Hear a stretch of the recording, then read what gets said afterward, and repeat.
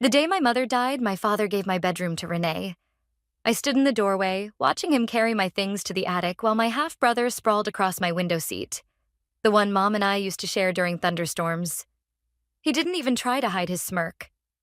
My name is Sela, and I learned that day that death doesn't just take people. It takes pieces of the living, too.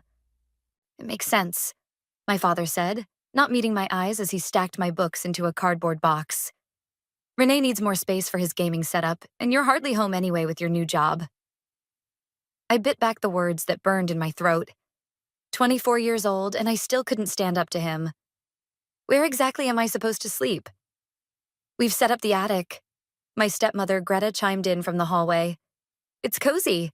Cozy was a generous word for a dusty space with a slanted ceiling and a mattress on the floor. But I nodded, just like I always did.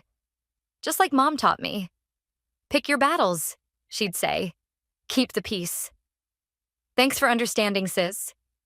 Renee called out, his voice dripping with false sweetness. You're the best. I retreated to what remained of my mother's things, boxed up in the corner of the garage. Her death 3 weeks ago still felt surreal, like a bad dream I couldn't shake. As I ran my fingers over her old music box, the one she'd explicitly left to me, something shifted inside. Need help sorting through that? Serenity, my best friend, appeared in the garage doorway. She'd been my rock since Mom's diagnosis, showing up exactly when I needed her. I carefully opened the music box, and a folded paper slipped from a hidden compartment. Wait, what's this? Serenity moved closer as I unfolded the document. My hands trembled as I read the first line. Last will and testament of Eleanor Meyer. Oh my God, Serenity whispered, reading over my shoulder. Selah, this is the house, I breathed, scanning the legal text. She left me the house. Not Dad, not Renee. Me. A crash from upstairs made us both jump. Renee's voice carried down. Dad, where should I put Selah's old dresser? Just get rid of it, came my father's reply. She won't need it anymore. Serenity grabbed my arm as I instinctively moved toward the stairs. Wait, she whispered. Think about this. If they don't know about the will, then they've been living in my house? I finished, a strange calm settling over me. Making decisions about my property. Exactly.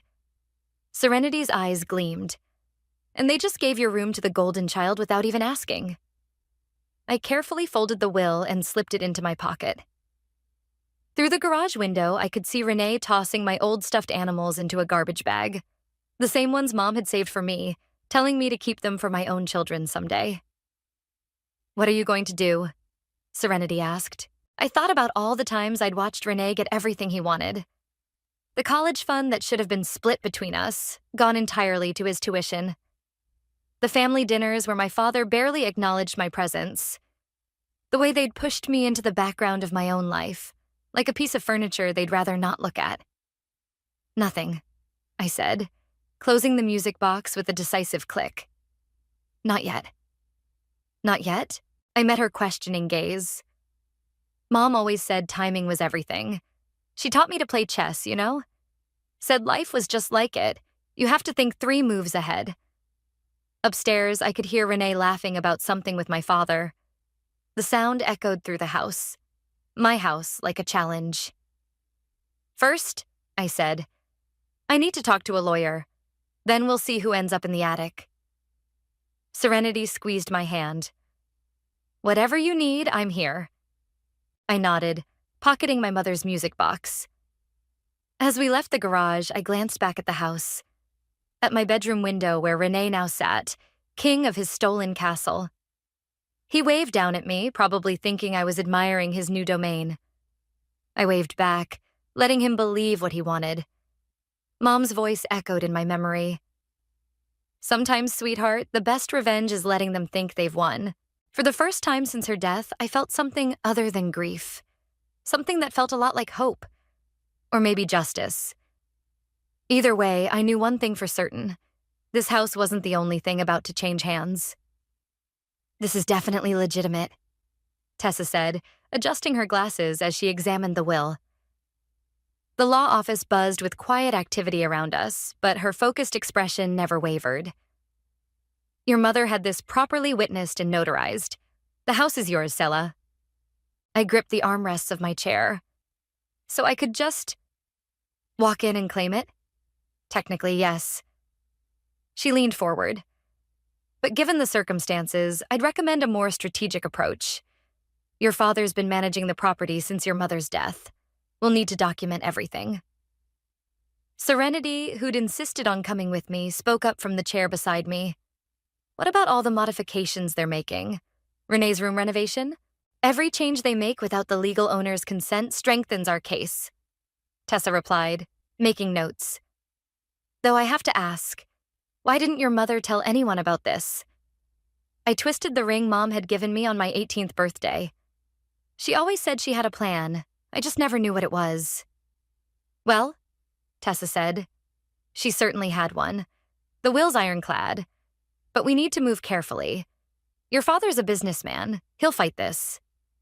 The office door opened and Tessa's assistant poked her head in. Miss Tessa, your next appointment is here. Give me 5 minutes, Tessa replied, then turned back to me. Start gathering documentation. Bank statements, property tax records, anything showing your father's financial dealings with the house. And Salah?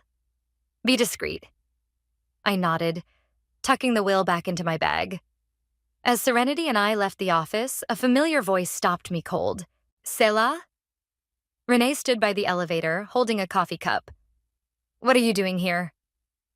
My heart hammered, but I kept my voice steady. Estate planning. Mom's death got me thinking about the future. He raised an eyebrow. In a law office? Where else would you do estate planning, genius? Serenity cut in, pressing the elevator button repeatedly. Renee's eyes narrowed. Does Dad know you're here? I wasn't aware I needed his permission to manage my affairs, I replied, stepping into the elevator. How's my room working out for you? The doors closed on his suspicious face. Serenity let out a breath. That was close. He'll tell Dad.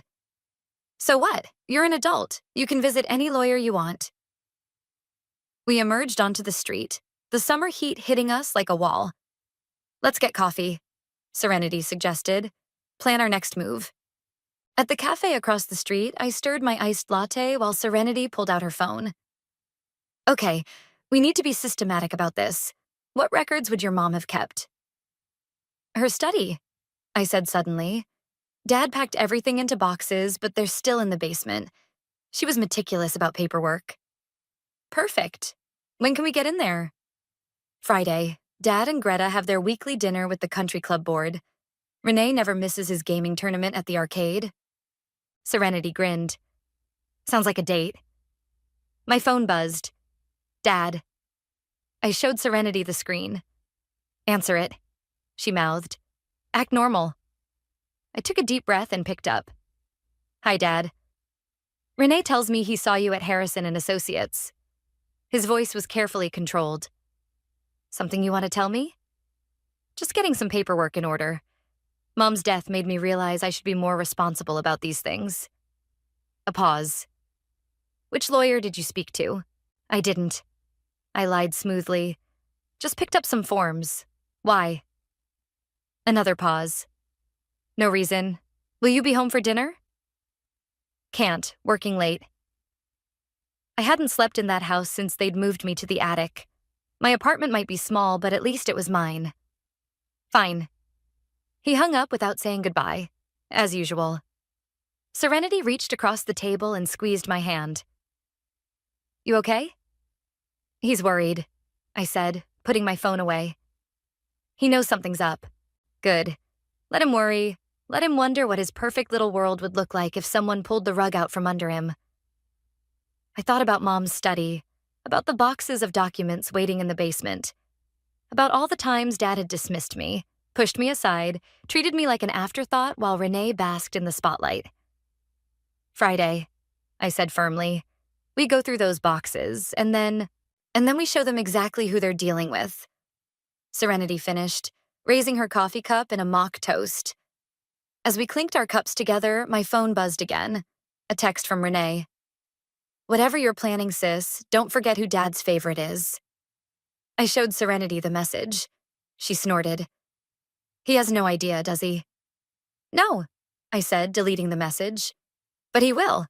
Friday night arrived with a summer storm, rain drumming against the basement windows as Serenity and I sifted through Mom's boxes.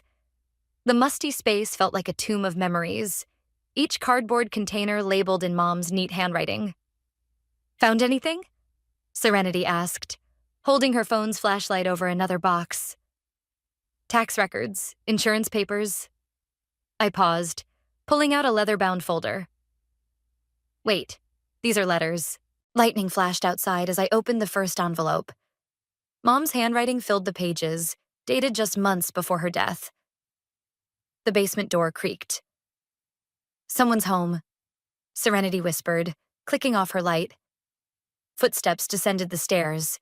We crouched behind the water heater, hardly breathing. A beam of light swept the basement. "I know you're down here, Selah." Renee's voice echoed off the concrete walls. "Your car's outside." I clutched the folder to my chest, heart pounding. Serenity squeezed my arm, warning me to stay quiet. "Come on, sis, let's talk." His footsteps drew closer. "Dad's been asking questions about your lawyer visit. He's not happy." Another flash of lightning illuminated the basement. In that split second, I saw Renee's silhouette by the stairs, phone in hand. "Fine," he sighed. "I'll just tell Dad you were sneaking around down here. I'm sure he'll be interested in whatever you're looking for." "Why do you always do that?" I stood up, anger overriding caution. "Run to Daddy with everything?" Renee spun around, his flashlight beam catching me in the face. "Because I'm not the one skulking around in basements going through other people's things. These were my mother's things." "Yeah, and now they're Dad's. That's how inheritance works." I laughed, the sound harsh even to my own ears. "Is that what he told you? What's that supposed to mean?" He stepped closer, noticing the folder. "What did you find?" "Nothing that concerns you." I backed away, but he lunged forward, grabbing for the folder. We struggled, papers spilling across the floor. Serenity jumped up, shoving herself between us. "Back off, Renee." "Stay out of this," he snapped, but his momentary distraction gave me enough time to scoop up the scattered letters. "You want to know what I found?" I thrust one of the letters at him. "Read it.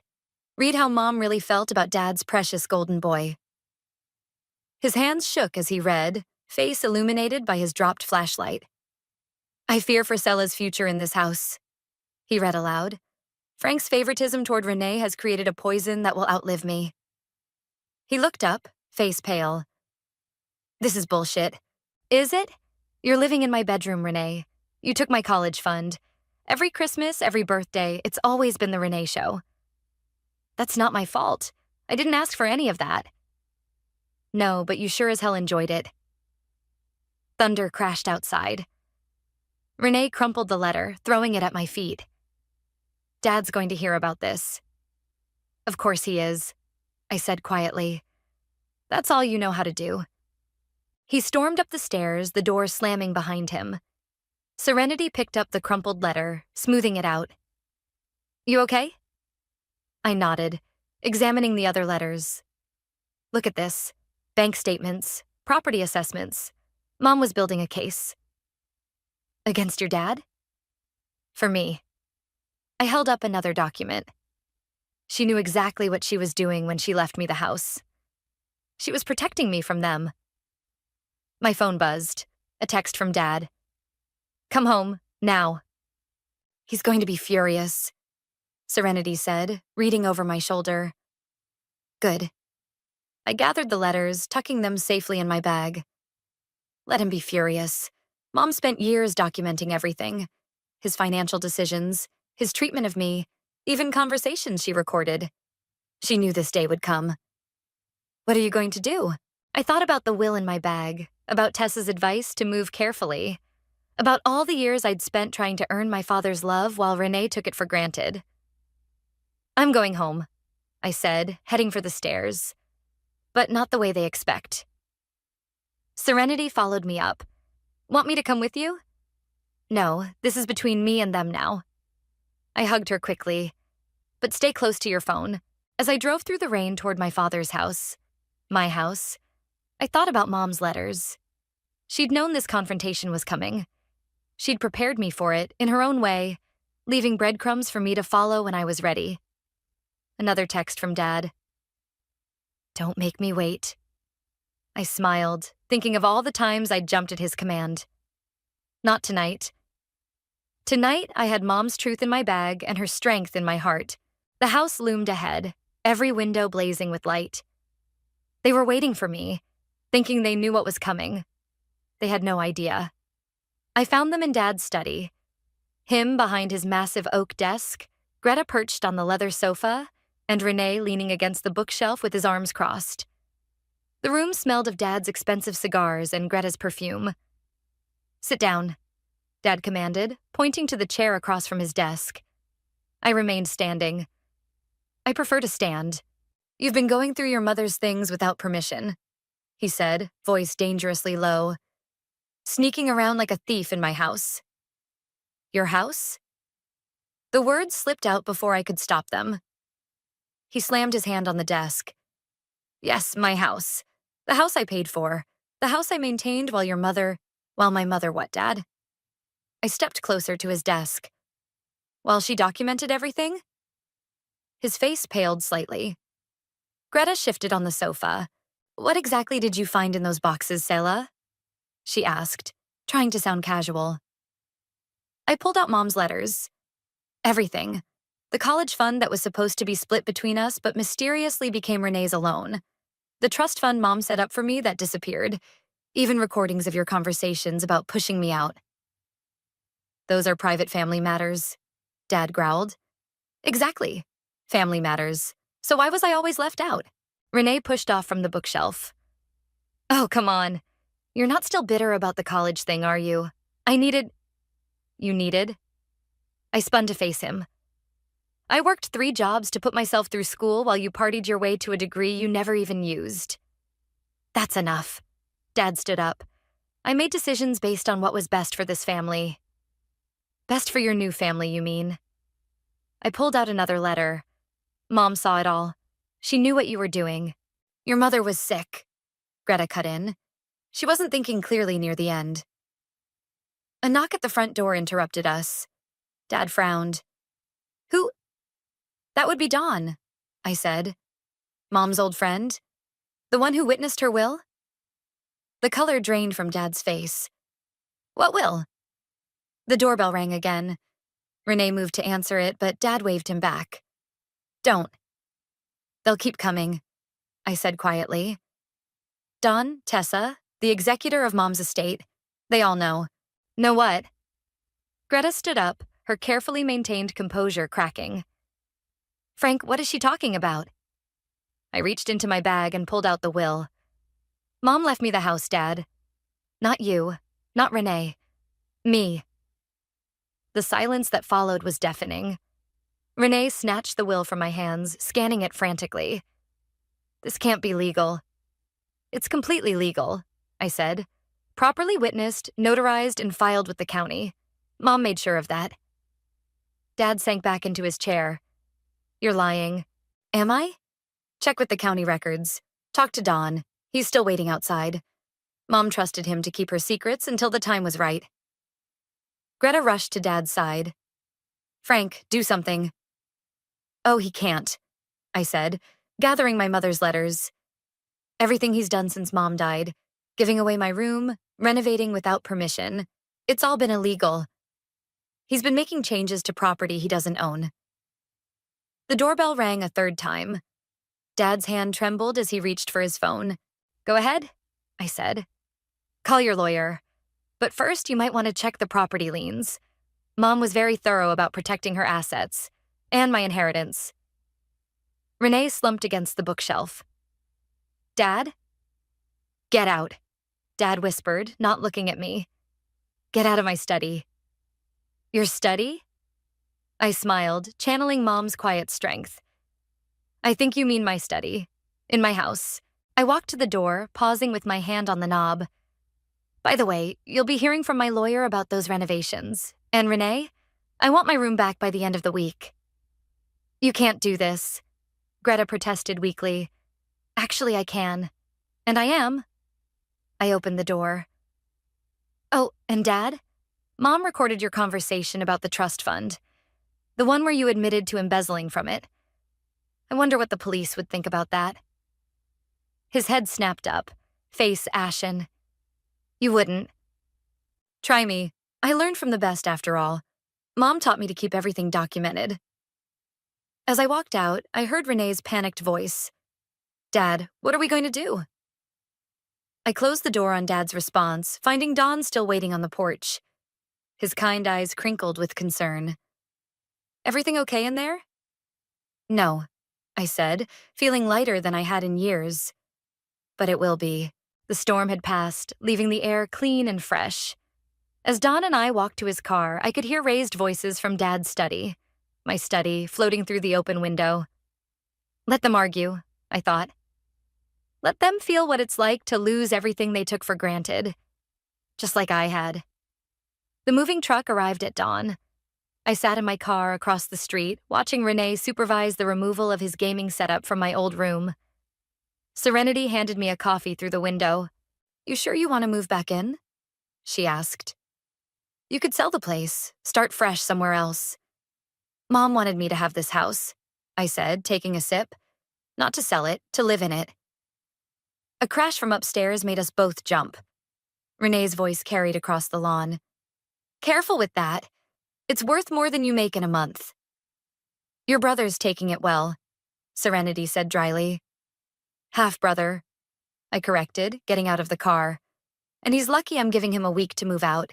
We crossed the street just as Dad's Mercedes pulled into the driveway. He got out, looking like he hadn't slept in days. Sela. He straightened his tie. We need to talk. My lawyer said all communication should go through her.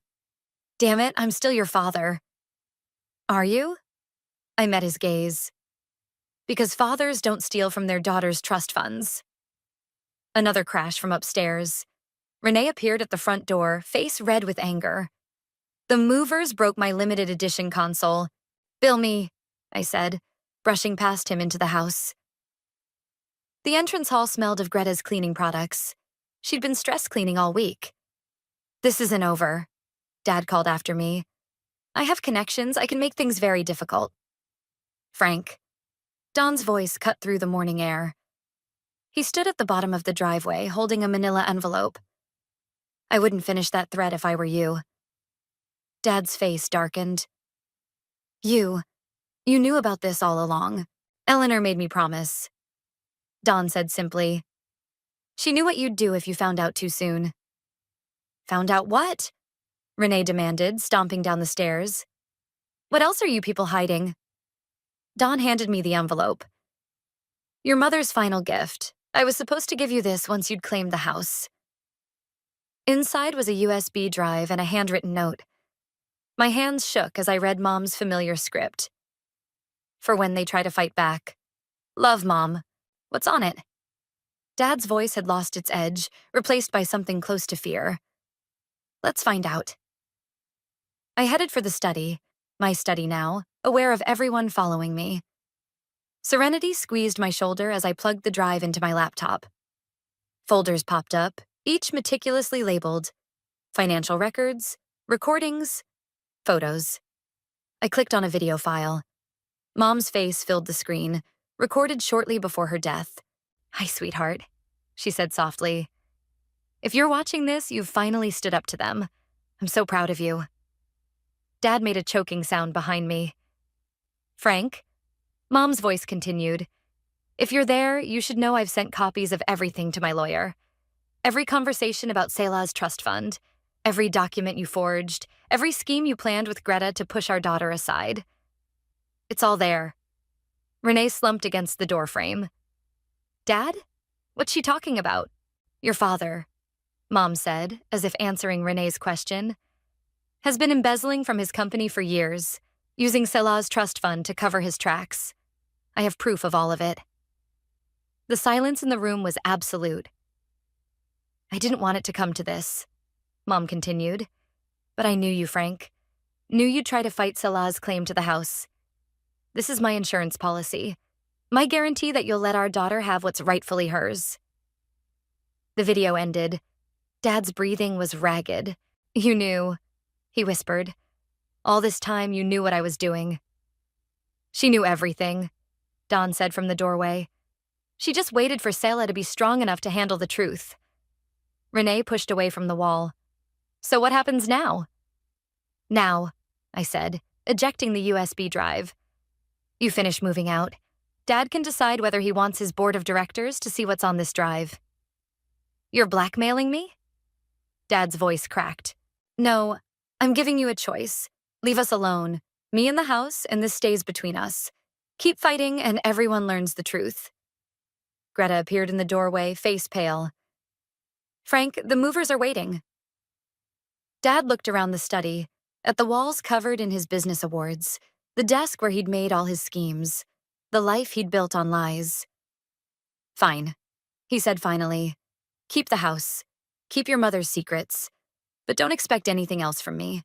I stopped expecting anything from you a long time ago. He left without another word. Renee lingered, looking lost. I really didn't know, he said quietly, about any of it. I believe you, I replied, but you still benefited from it. And now that's over. He nodded slowly, then followed our father out. Serenity put her arm around me. You okay? I looked at Mom's face, frozen on the laptop screen. She'd known this day would come, had prepared me for it in her own way. Yeah, I said. I think I finally am. The first night in my reclaimed bedroom, I couldn't sleep.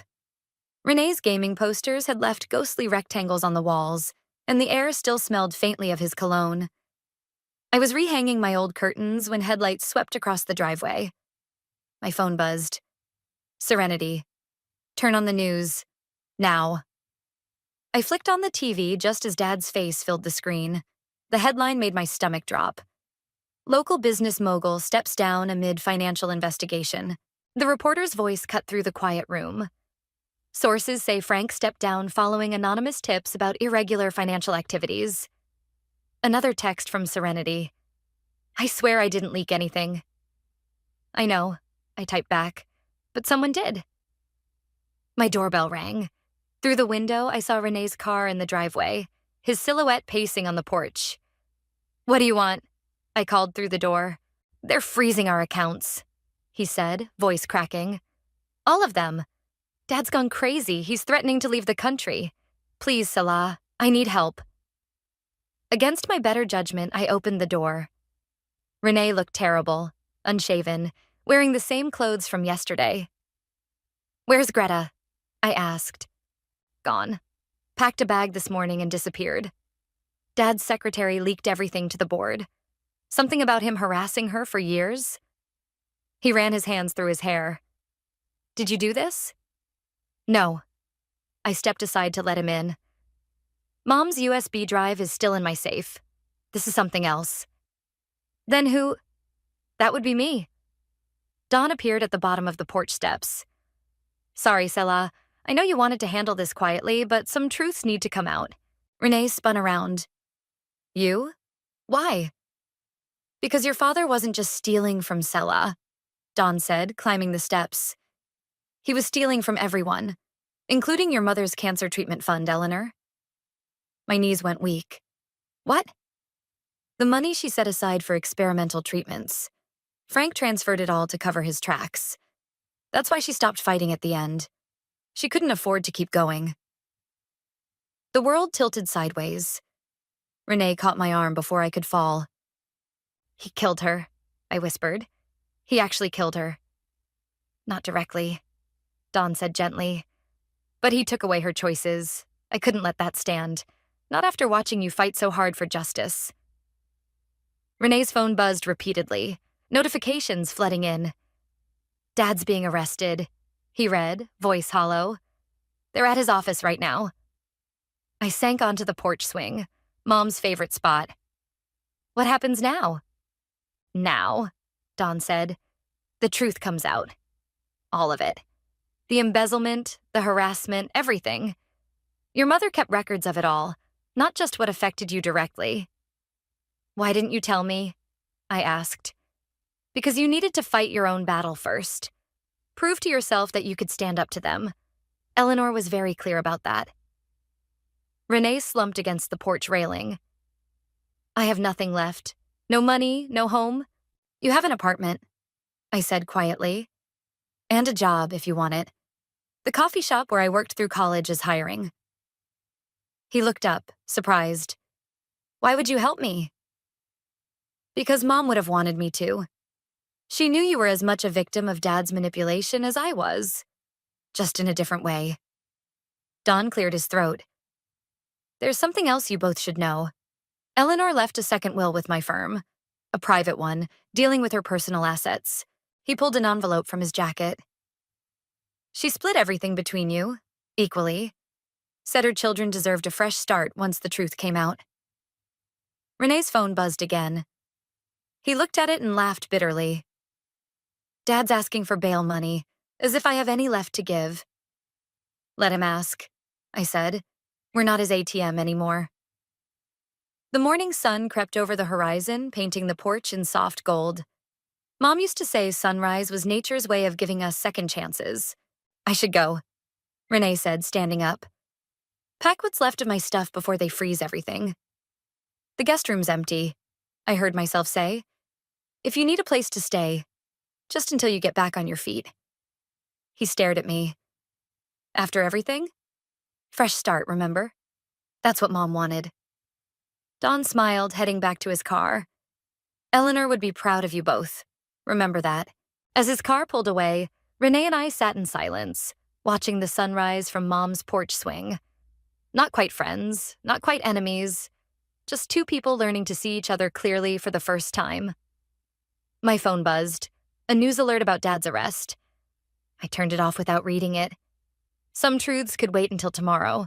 The courthouse buzzed with whispers as Dad was let in, wearing an orange jumpsuit instead of his usual designer suit. Renee shifted uncomfortably beside me in the gallery. 3 months had changed him.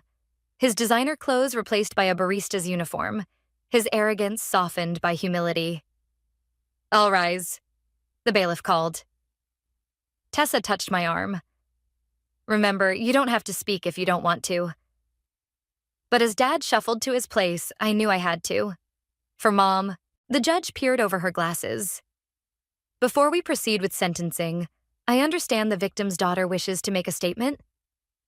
I stood, my prepared speech forgotten as Dad's eyes met mine. He looked older, smaller somehow. My mother died believing she had failed to protect me.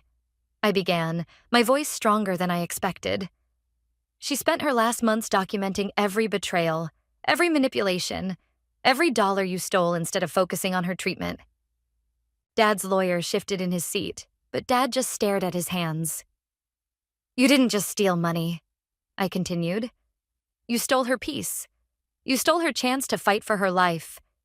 And you stole years of relationship between me and my brother because you needed to keep us divided to maintain your control. Renee made a small sound beside me. I hadn't called him my brother since we were kids. The money you took from her treatment fund? I pulled out Mom's last photo, thin and tired but smiling.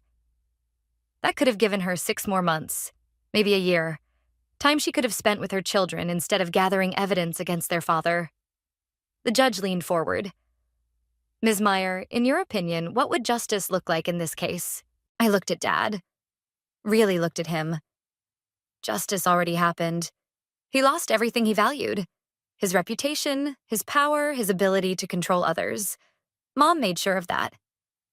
Your Honor. Dad's lawyer stood. My client has agreed to make full restitution.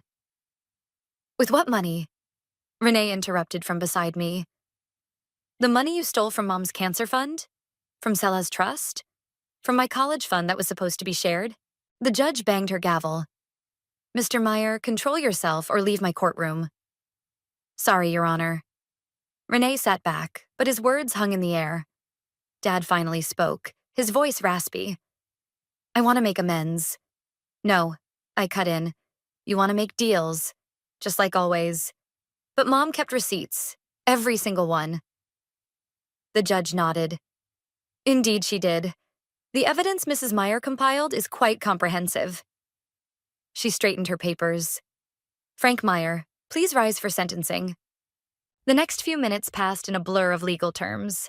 8 years, no possibility of early release. Full restitution ordered. As they led him away, Dad turned to us. Renee? Sela? I'm sorry. Save it, Renee said quietly. We're not your backup plan anymore. Outside the courthouse, reporters swarmed us. Tessa ran interference while Serenity pulled the car around. How does it feel to see your father sentenced? Any comment on the missing cancer treatment funds? Renee, what about your mother's disappearance? We pushed through them to the waiting car. As we pulled away, I saw Don standing on the courthouse steps, giving a statement to the press.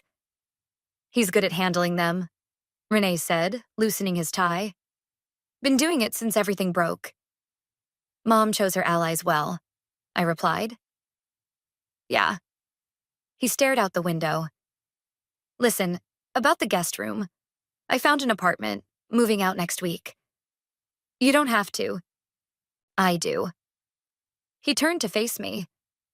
These past months, living in Mom's house, working regular jobs, watching you rebuild everything, I get it now.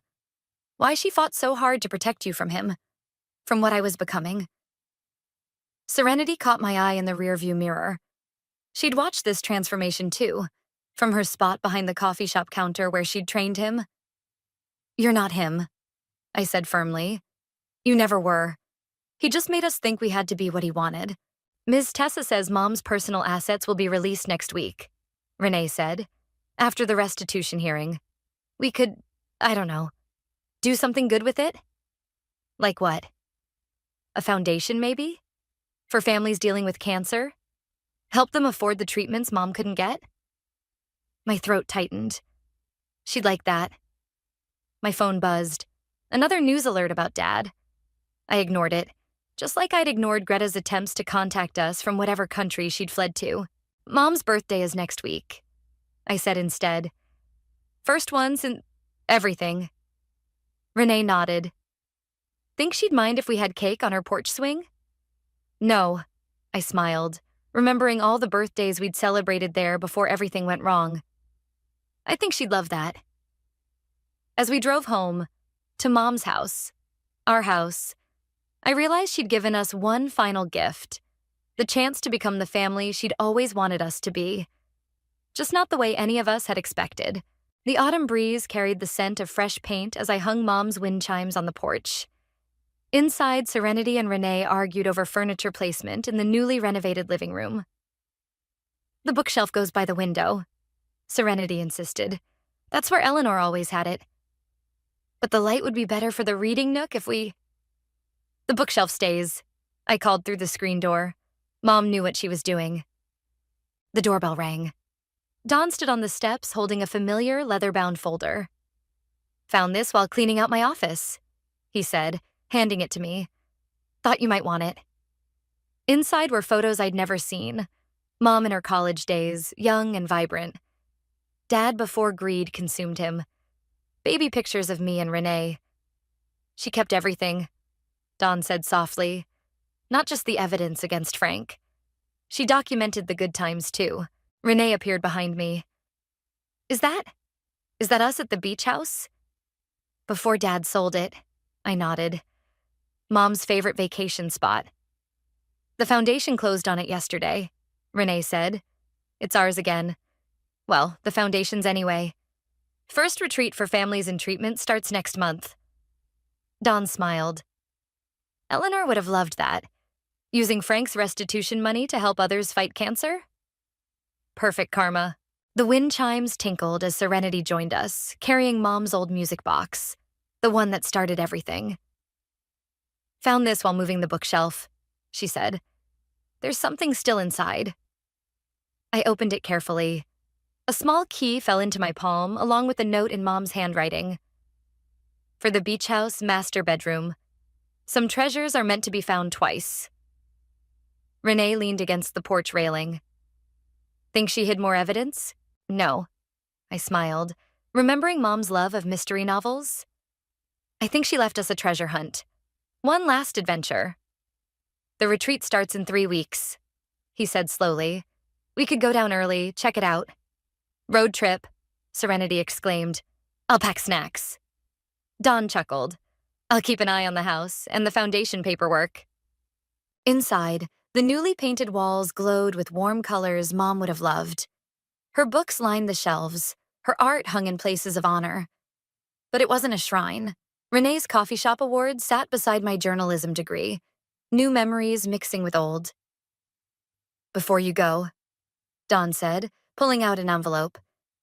There's one more thing. A letter Eleanor wrote the day she finalized her will. My hands shook as I opened it. My dearest children, by now you've found your way back to each other, back to the truth, back home. The house was never just about property. It was about giving you both a foundation to rebuild from. Renee, my sweet boy, you are always more than your father's ambitions. Your kindness shines through now, just as I knew it would once you broke free.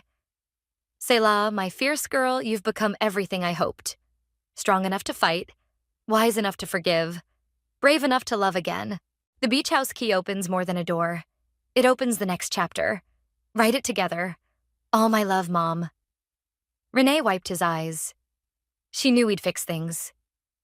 She made sure we could, I said. Gave us all the tools we needed. Serenity emerged from inside, car keys jingling. Beach house treasure hunt? I already called shotgun. The wind chimes sang as we loaded the car. Dawn waved from the porch, looking satisfied. The keeper of Mom's secrets now free to just be our friend. Ready? I asked Renee as we pulled out of the driveway. He held up Mom's key. For another Eleanor Meyer mystery? Always. The house grew smaller in my rearview mirror, but I wasn't leaving it behind. Mom had given us roots and wings, a home to return to and the strength to fly. Hey, Serenity said from the back seat. Think there's actually treasure in the beach house? There already is, I replied, thinking of Mom's letter. We just have to find it. Renee turned up the radio, Mom's favorite station. As we drove toward the coast, toward whatever adventure she'd planned for us, I felt her presence in the music, in Renee's laugh, in the key that promised more discoveries ahead. She'd given us one last gift, the chance to write our own ending to her story. Together. And we were just getting started.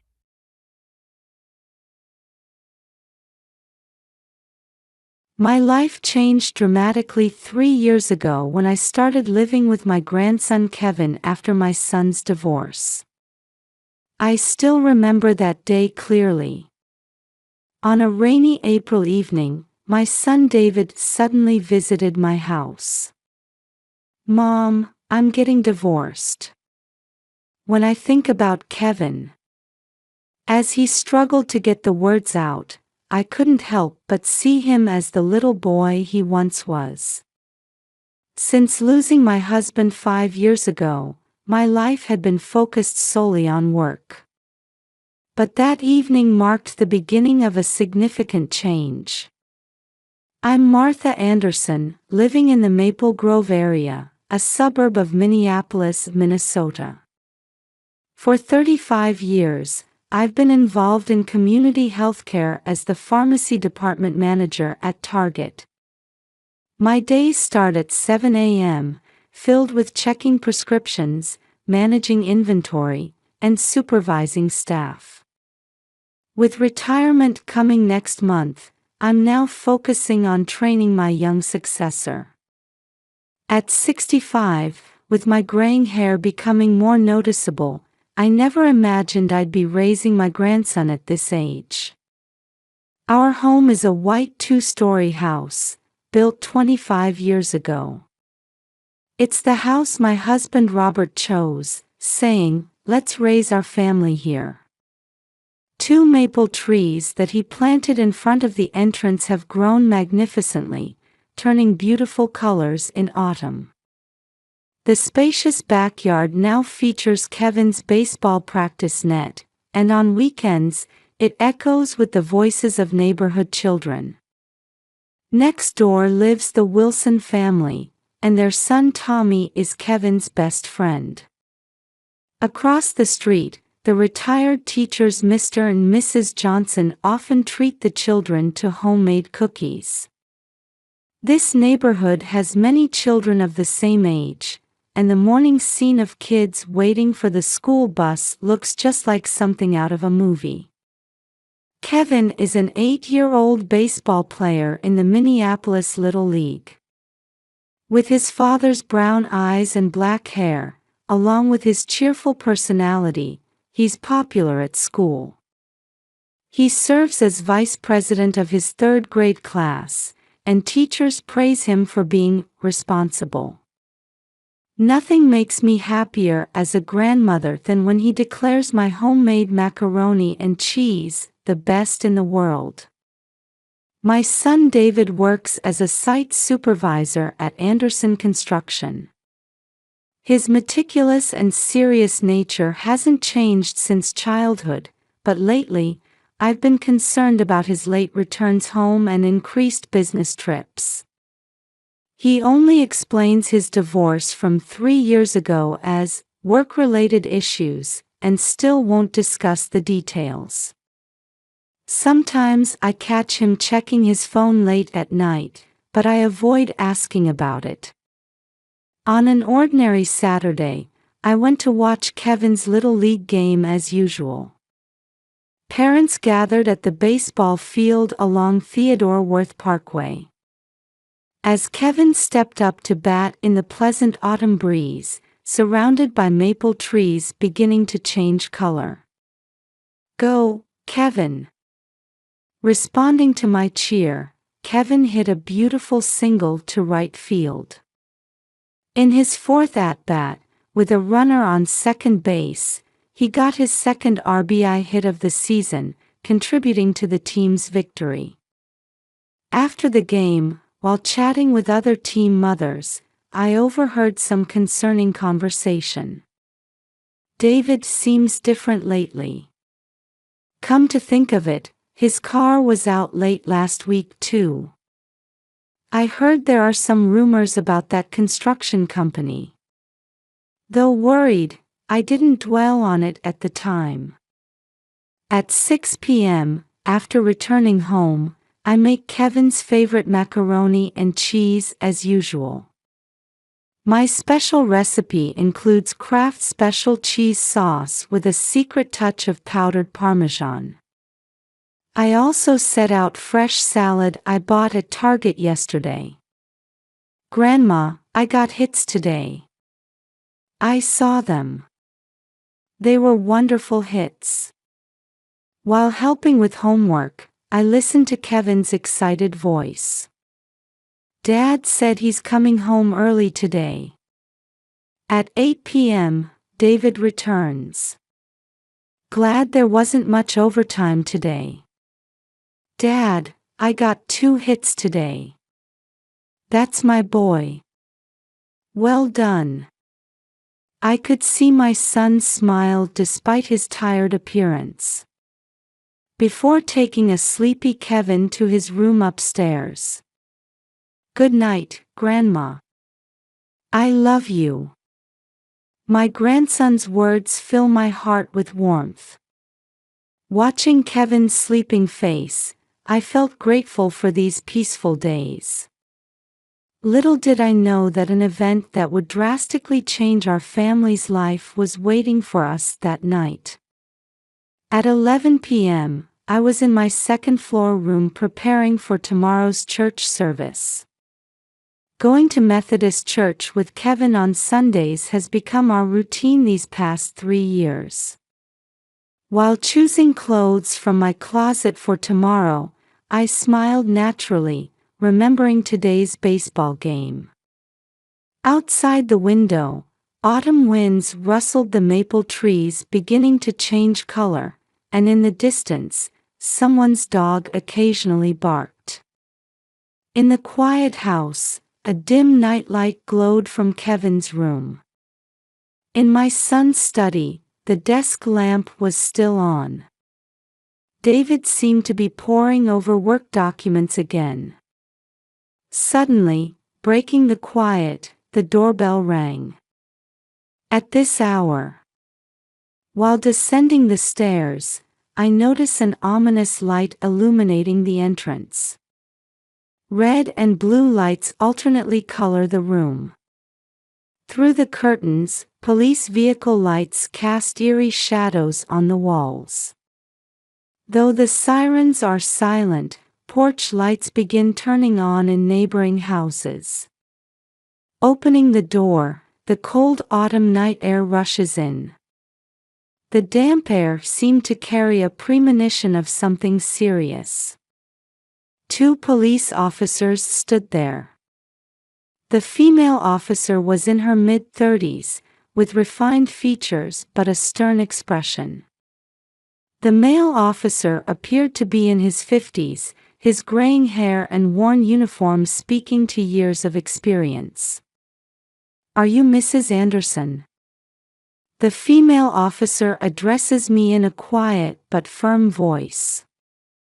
Her police badge reflects in the porch light. "Yes, I am." My voice rises slightly with tension. "This is about your grandson, Kevin Anderson." My heart seemed to stop for a moment. My throat suddenly feels dry, and cold sweat breaks out on my palms. "What?" "Kevin is sleeping upstairs." The male officer sighs deeply at my shaky voice. His expression showed reluctance to reveal the serious facts they must convey. "About 30 minutes ago, at Riverside Park, we discovered the body of a boy who appears to be your grandson." My mind went blank. Feeling unsteady, I instinctively grab the entrance pillar for support. My heart begins pounding rapidly. "But he's..." As I protest with a trembling voice, the female officer presents a photograph. Slowly pulled from her uniform's chest pocket, the evidence photo. Even in the dim light, the boy in the photo was clearly visible. The same navy blue hoodie as Kevin's, similar hair color, and features so alike. No, this child.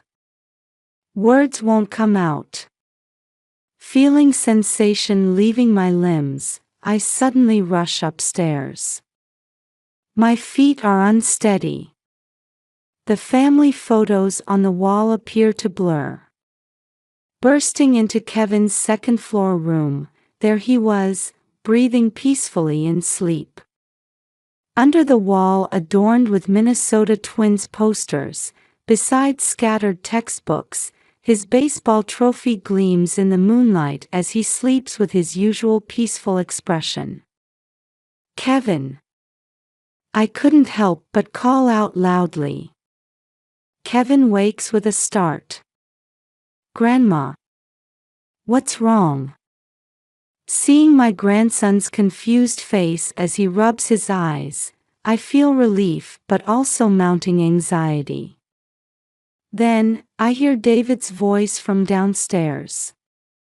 He seems to have come out from his study where he was checking work documents. His face shows fatigue in the desk lamp's light. "Mom? What's wrong?" David, unaware of the conversation downstairs, climbs the stairs with a puzzled expression. His usually neat shirt is strangely wrinkled today. Back downstairs, the police officers began an even more shocking explanation. The male officer takes out a notebook and reads the facts matter-of-factly.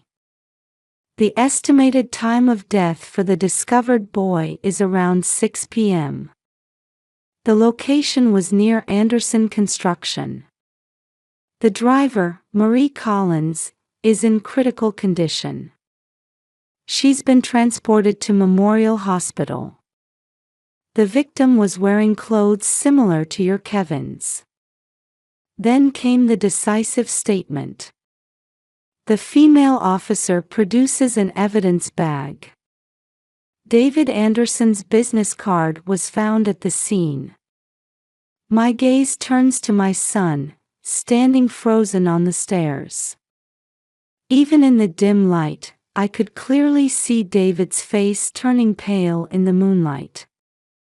His hands are visibly trembling. And in his eyes, I saw an emotion I'd never seen before. David left for the police station with the officers, leaving Kevin and me at home. The clock is approaching midnight. On the living room sofa, Kevin, unable to sleep, dozes wrapped in a blanket beside me. On the table, half-drunk cocoa has gone cold.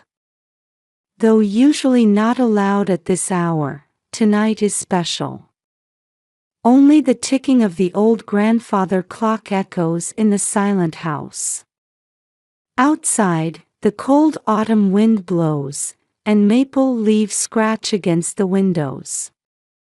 Occasionally, police sirens sound in the distance, and each time I feel Kevin shiver slightly. "Grandma, is Dad okay?" Kevin's voice, looking up at me with worried eyes, is smaller and shakier than usual. The solemn atmosphere when the police arrived must be weighing heavily on his young heart. The family photos on the wall silently watch over this unusual night. In the interrogation room at Minneapolis Police Department 3rd Precinct. The midnight interview room is lit only by fluorescent lights. The aging white walls show fine cracks, with "interrogation room" written starkly in black. A square table, metal chairs, and street lights visible through a small window. A surveillance camera blinks red in the corner, heightening the tension. David kept checking his phone in that room. The screen shows unread message notifications from Marie. The last message displays a reply saying, "I'll be a bit late." Each time he looks at it, his hands tremble slightly, and fine sweat appears on his forehead. The air conditioning makes that sweat feel cold. David Anderson, site supervisor at Anderson Construction. A middle-aged detective begins in a slow tone. Beside him in a gray suit, a young female detective takes notes. In the corner, a uniformed officer stands with arms crossed. "What is your relationship with Marie Collins?" At those words, David's face momentarily tensed. His hands visibly shake as he grips the coffee cup. Meanwhile, the accident scene investigation continued late into the night. Along Minnehaha Creek on River Parkway. In this place usually bustling with families, only street lights illuminate the river surface. Marie Collins's red Ford Focus had stopped, caught between a severely bent guardrail and a utility pole. The car's front was heavily deformed, the passenger side completely crushed. Forensics camera flashes irregularly illuminate the accident vehicle. Uniformed officers keep onlookers away from the yellow tape-enclosed scene. Local KARE 11 and WCCO TV news crews were preparing for live broadcasts. Estimated time of death around 6 p.m. Victim was an 8-year-old boy, died instantly. Driver Marie Collins, 35, in critical condition, transported to North Memorial Health. The scene supervisor reports this over the radio. Just before dawn, we finally received a call from David. His voice on the receiver sounded so exhausted, I could hardly recognize it as my son's. The landline's ring echoes ominously in the silence. Mom, I'll tell you everything. Can you come to the station? My son's voice over the late-night phone sounded weak, as if he'd reverted to being a young boy.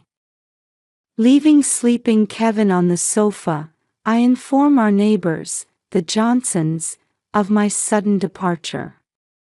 They're wonderful neighbors who often help watch my grandson. In the car to Minneapolis Police Department, I remembered the divorce 3 years ago.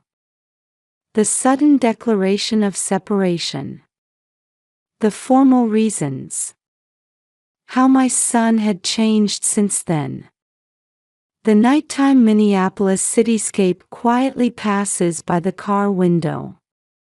At the station, David was waiting in a small interrogation room. Under the fluorescent lights, my son looked more exhausted than usual. Dark circles under his eyes, his usually neat shirt completely wrinkled. Several cold coffee cups lined the table. 8 years ago, before Kevin was born, David began speaking with a trembling voice. Only the faint flicker of fluorescent lights echoed in the heavy air. At a construction site safety management training at St. Paul Convention Center.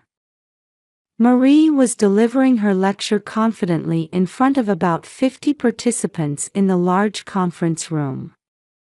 She was the main instructor, and David says he still vividly remembers her passionate teaching about construction site safety. It started with just a simple question. Casual conversation during coffee break. From construction management topics to gradually more personal matters. Over the 3 days of training, their conversations naturally increased. The relationship lasted about 6 months. Then, she became pregnant. David's voice breaks. The interrogation room's atmosphere felt even heavier. But I didn't know then. She didn't tell anyone, alone. Marie returned to her hometown of Chicago without telling anyone about the pregnancy, and gave birth there. Her son was born the same week as Kevin, coincidentally. He says the boy looked identical to Kevin now. Last month, she suddenly contacted me. My son takes a deep breath. He closes his eyes, choosing his words as if tracing the memory. She said, "There's someone I want you to meet." I was shocked when I met him. A boy who looked just like Kevin. After that, David began secretly meeting Marie's son. Buying the same clothes as Kevin's at Mall of America, giving him the same Wilson baseball glove. But all this was kept secret from Kevin. Sometimes saying he'd be home early, he was making time to spend with his other son. Today too. I had promised to meet after work. But when I said I'd be late due to a sudden site change, they were waiting for me. At that intersection. Just as David's voice trailed off, the interrogation room door burst open. A young officer rushed in breathlessly. His expression showed clear tension. Marie Collins has regained consciousness. Outside the intensive care unit at North Memorial Health. The early morning hospital was filled with quiet air. Outside the window, dawn was barely breaking, and maple trees beginning to change color were shrouded in morning mist. From the high-floor waiting room, Minneapolis's cityscape spread out before us. Visits are limited to one person at a time, 5 minutes maximum. The nurse in white quietly announces. In the waiting room, David and I exchange glances. My son must have spent all night in these hard chairs. His shirt is completely wrinkled, with dark circles under his eyes. Mom, you go first. The white-based intensive care unit. The mechanical sound of medical equipment echoes regularly. Marie lying in bed was different from what I had imagined. Her delicate body wrapped in bandages, receiving 4 drips, taking shallow breaths. Mrs. Anderson. Marie opened her eyes with a hoarse voice. I'm sorry for meeting like this. At that moment, I felt something crumbling inside me. The person before me wasn't a woman who seduced my son or destroyed our family. She was a mother who raised a child alone, and then lost him. He loved baseball. Marie continues speaking through tears. He was gentle like David. The morning sun streaming through the hospital window illuminates the tears rolling down her cheeks. Only the sound of the heart monitor echoes in the quiet room. Every Saturday, we watched Kevin's games from afar. They both had the same batting form. The oxygen mask fogs up more with each word. Since my son learned about his father's existence, he wanted to meet his brother. Yesterday too, while waiting for David, he said, I want to play baseball with my brother. I found myself holding Marie's hand, gently transferring warmth to her cold hand. Mrs. Anderson, call me Marty. Marty, will you remember my son? In the sunlit hospital room, 2 mothers quietly shed tears. At that moment, I had made my decision to accept her as new family. That afternoon, we held a family meeting. David sat on the living room sofa, head down like a boy awaiting judgment. How can I explain this? David's voice trembled.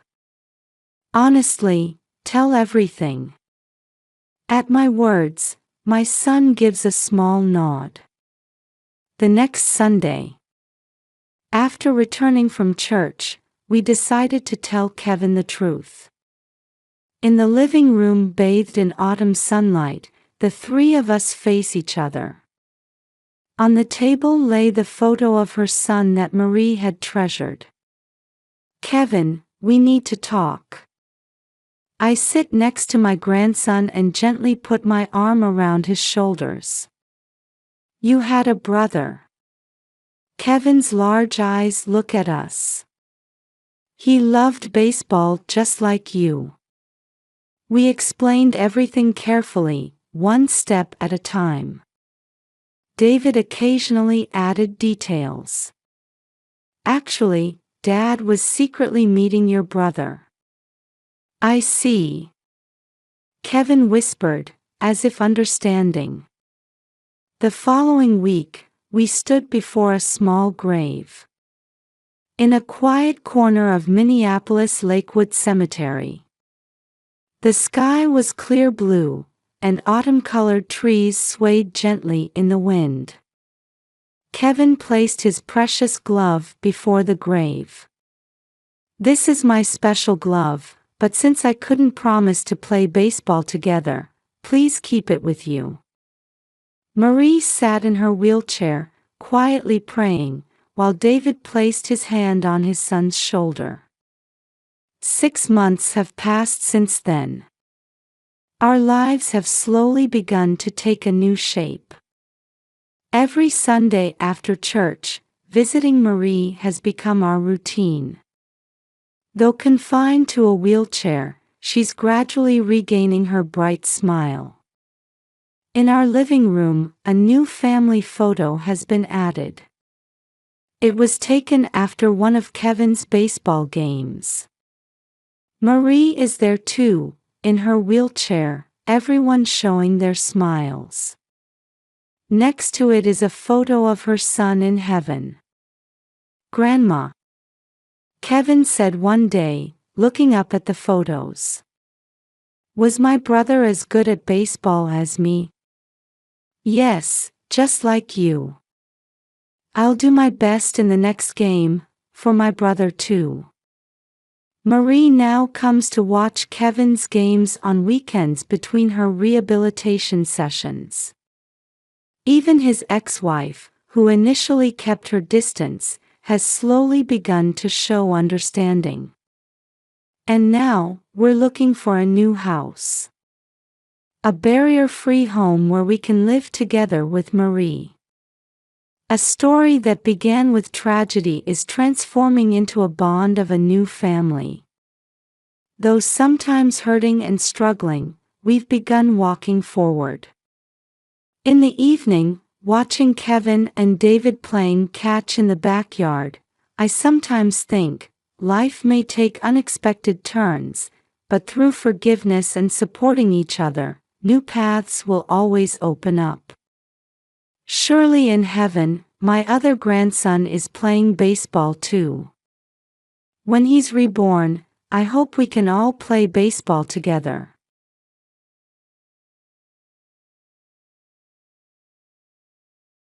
On a foggy July morning in the outskirts of Des Moines, Iowa, as school buses began their rounds through the Pleasant Hill district at 8 a.m., Catherine Reynolds' smartphone rang. The screen displayed Pleasant Hill Elementary. Kathy had just finished changing out of her scrubs after working the night shift at the hospital. "Mrs. Reynolds, we need to discuss Mason." "Ms. Edwards," his teacher's worried voice came through the receiver. "He's been absent for a week straight. We can't reach his parents. Actually, there have been several concerns since last month." Ms. Edwards continued, choosing her words carefully. "Mason's behavior has changed. He used to love talking about animals and was so proud of his father's work, but lately he's been withdrawn. His clothes are often dirty." Kathy closed her eyes and let out a deep sigh. At 63, she had worked as a nurse in the university hospital's emergency surgery department for 35 years.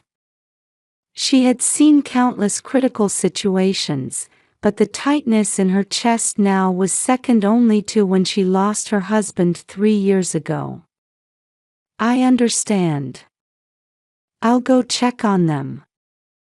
After hanging up, Kathy changed out of her white nurse's shoes and grabbed her car keys.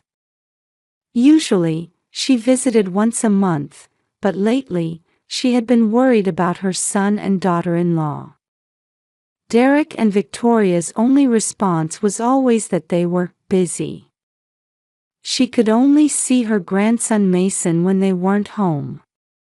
She glanced at the photo frame on the kitchen counter. It was taken last Christmas, with the whole family together. Derek wore a proud smile, having inherited his father's successful pig farm. Victoria, a former Las Vegas casino dealer, had joined the farm's operations thanks to her accounting skills. Between them stood Mason, carefully holding the veterinary kit he'd received from Santa. If only we could go back to those days. Murmuring to herself, Kathy climbed into her Ford Explorer. The Pleasant Hill morning was quiet. She passed by neat rows of farms and pastures. After driving through an avenue of old trees, the red roof of the pig farm came into view. An unusual odor seeped into the car. This farm, inherited from her father-in-law 3 years ago, had once been the region's most successful operation. It used to sweep state competitions every year. But the moment she drove through the gates, Kathy's spine froze. The employee parking lot was empty. Sam's pickup truck was nowhere to be seen. The veteran employee of over 20 years had vanished. The barn doors were left open, with several pigs lying down. They clearly showed signs of illness. The office looked as if it had been robbed. Papers were scattered across the floor, and error messages flashed on the computer screen. All the desk drawers were open, and the ledgers showed traces of suspicious transactions. Client names and amounts were hastily scrawled by hand. What happened? From her emergency surgery experience, Kathy instinctively sensed something. At the hospital, she had dealt with abuse cases many times. Abuse from family members often shows warning signs. At 10 a.m., as the summer sun grew stronger, Kathy headed toward the pig barn. She heard faint sobbing. Maintaining the composure developed through years of nursing experience, she entered the barn. In the dim light at the back of the barn, her 6-year-old grandson sat on the muddy floor. Sick pigs lay around him amid a foul stench. Mason was taking handfuls of pig feed and fearfully putting it in his mouth. "Grandma, I'm hungry." His thin voice gripped Kathy's heart. His clothes were covered in mud, with bruises visible all over. Tear tracks marked his gaunt cheeks. His arms showed clear signs of abuse. To her nurse's eyes, the signs of malnutrition were evident. "It's all right now, you're safe." While holding her grandson, Kathy slowly took out her phone. Her hand trembled as she dialed her son and daughter-in-law's number. After several rings, her son's voice suddenly came through, accompanied by loud slot machine sounds. "Mom, don't bother us. Things are going great at the Bellagio right now." Victoria's loud laughter could be heard in the background. They were both clearly drunk. The chaos of Las Vegas carried through the receiver. "Derek, come back immediately. This is serious, about Mason. I told you not to interfere. We're in the middle of a winning streak. Victoria's found a foolproof system. We'll pay off our debts in no time." The call disconnected, leaving a cold dial tone in her ear. "Don't tell Mom and Dad. It's because I was bad," Mason pleaded in a trembling voice. In the dim light of the pig barn, Kathy held her grandson tightly. In her 35 years of emergency surgery work, she had seen many critical situations. And she had never turned a blind eye. Even if it involved her own son and daughter-in-law. "You don't need to worry anymore." Kathy spoke quietly but firmly. "I will protect you." She picked up her phone again and dialed 911.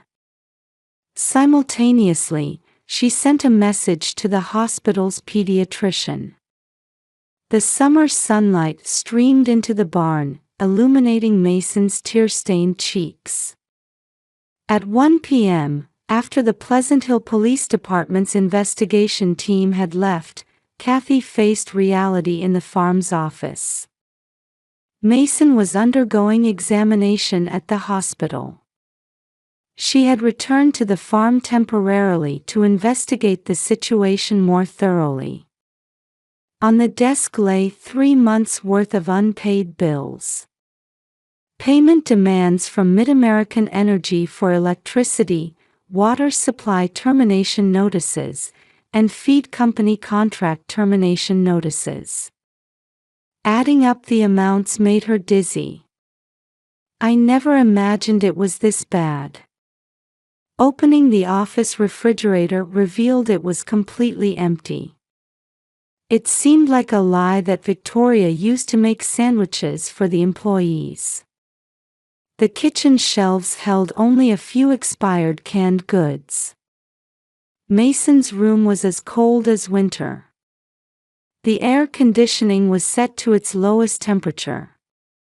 Was it for saving money, or intentional abuse? Under the bed, she found a half-eaten bag of bread. Unopened letters from school were piled up, including repeated meeting requests from Ms. Edwards. Kathy. Turning around, she saw Martha, her neighbor of 30 years, holding a thermos of warm coffee. "Could I talk to you for a minute?" Martha sat on the office sofa and sighed. Those two were fighting a lot at night. Last month, Derek was throwing things at Victoria. "I thought about calling the police, but..." She continued, choosing her words carefully. "Recently, unfamiliar cars have been coming and going, especially at night. This started after Sam and the others quit. I was worried they might be involved in something illegal." Martha's testimony turned Kathy's suspicions into certainty. At 3 p.m., she visited the meat processing plant, a longtime business partner. Plant manager Johnson was an old acquaintance. "I'll be honest with you." Johnson lowered his voice. 2 months ago, Derek started demanding discounts. He tried to mix in sick pigs with the deliveries. He pulled documents from his desk drawer. Here's the evidence. The difference between quality inspection records and actual transaction amounts. We refused, but other processors. As she listened, the situation proved more serious than imagined. There were signs of trading sick pigs at low prices to other processors, a serious violation threatening food safety. Next, she met with Thompson, the Pleasant Hill branch manager. The bank records told the whole story. "Mrs. Reynolds, there have been over 10 withdrawals in Las Vegas in the past 2 months. Just the ATM fees alone are substantial." The manager pointed to the monitor history. "The farm account is nearly empty. The loans already exceed $1 million. The farmland itself is the collateral." How did it come to this? Actually, Victoria had been regularly cashing large checks. Said she needed cash for the casino. Branch manager Thompson lowered his voice. "We should have noticed earlier." Given her background. Victoria's past. Her connections from her Las Vegas casino dealer days. Everything started connecting. At 6 p.m., back at the farm, Kathy found old ledgers in the back of the warehouse. Records carefully kept since her father-in-law's time. Numbers showing the farm's golden age. And the rapid decline after her son and daughter-in-law took over. Notes were scribbled in the margins. Casino names, betting amounts, debt repayment plans. Evidence of pathological gambling addiction. Mrs. Reynolds. Food Safety Inspector Parker called out to her. He had been inspecting the farm since the afternoon. "We've confirmed multiple serious violations. Improper management of sick animals, ignored hygiene standards, and he continued, choosing his words carefully. Evidence of illegal transactions. Business suspension is unavoidable. As darkness fell on the farm, police sirens approached. Pleasant Hill Police Detective Jenkins brought new reports. We've obtained testimony from Sam, the former employee. Derek fired him violently and paid hush money. The detective opened his notebook. Other employees reported the same. They were all threatened. And we received interesting information from Victoria's former colleagues. Details of illegal transactions using Victoria's casino connections began to emerge. The pediatrician caring for Mason at the hospital also called. Multiple bruises, malnutrition, and severe PTSD. This is clearly a case of abuse. As night fell on the farm, Kathy looked up at the moon. The instincts developed through 35 years of nursing had never failed her. The situation had progressed to its worst. But there was no more running away. Her phone rang. It was Child Protective Services, calling about tomorrow's protection procedures. Local TV stations were also flooding in with interview requests. The situation had grown beyond a single-family matter. Kathy sighed deeply while looking at Mason's photo. Tomorrow, her son and daughter-in-law would return from Las Vegas. The end, and simultaneously a new beginning, was just around the corner. At 10 p.m. in the pediatric ward of Pleasant Hill General Hospital, Kathy was developing an action plan at Mason's bedside. Her experience handling thousands of critical situations as a nurse now provided clear guidance. Mrs. Reynolds, the records are complete. Dr. Martinez, the night duty physician, quietly approached. She handed over a thick file summarizing Mason's examination results. Photos of multiple bruises, detailed nutritional data, psychological evaluation results. All crucial evidence of abuse. Thank you, Dr. Martinez. I'll submit a detailed report to Child Protective Services as well. In my 35-year career, I've rarely seen such a clear case of abuse. Dr. Martinez continued. The psychological impact is particularly severe. The fact that he was eating animal feed in the pig barn. The fluorescent light fell on the doctor's profile as she struggled with her words. Late at night, with police permission, Kathy returned to the farm. This time for thorough evidence gathering. With a digital camera in hand, she documented every detail of the farm's condition. The poor hygiene in the pig barns. The condition of sick pigs. The scattered office. The mountain of recorded bills. And the place where Mason was found. The police forensics team had already taken detailed evidence photos. Kathy. Martha came running with a flashlight, having heard noises. Here, I've been taking videos. Her smartphone contained records from the past several months.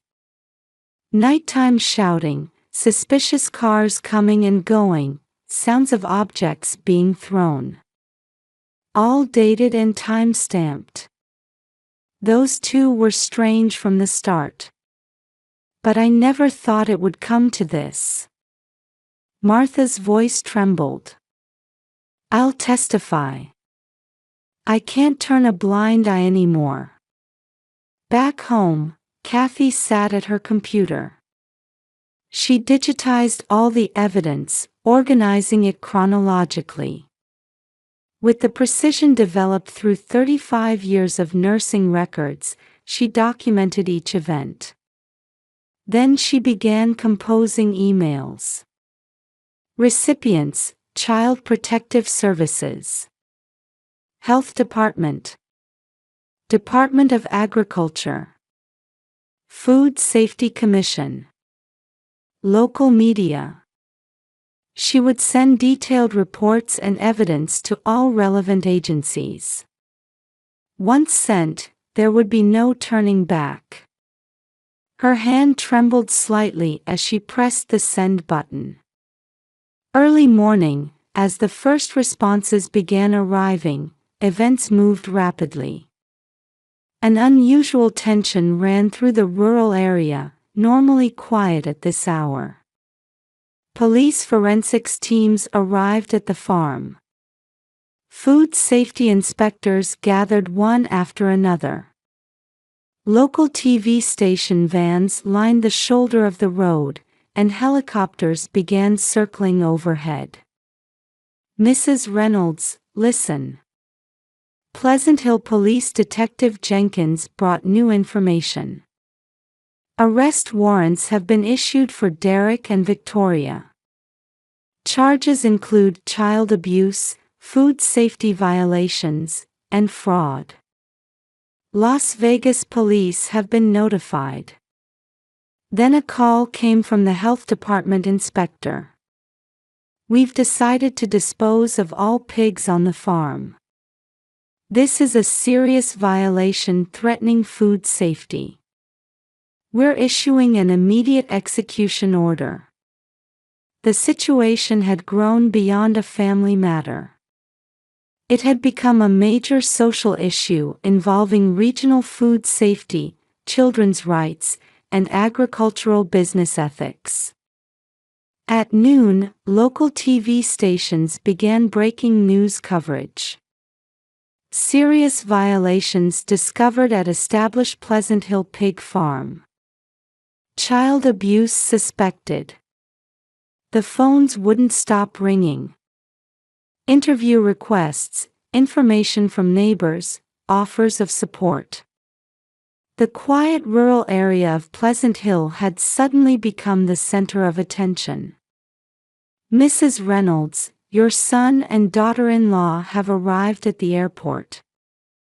Detective Jenkins' report came around 3 p.m. At the hospital, the Child Protective Services social worker had finished interviewing Mason. Temporary protection procedures are complete. Mrs. Reynolds, let's apply for temporary custody as grandmother. As dusk approached at 5 p.m., police cars began waiting at the farm gate. Reporters gathered, camera flashes flashing. Neighbors quietly watched. And a taxi approached. Mom? What's this? Derek's face turned pale as he stepped out of the car. Victoria was speechless, frozen in place. Officers approached, reading the Miranda rights. You have the right to remain silent. Kathy watched it all unfold. Her observation skills, honed through 35 years of nursing, caught the look of regret on her son and daughter-in-law's faces. But now, it was too late.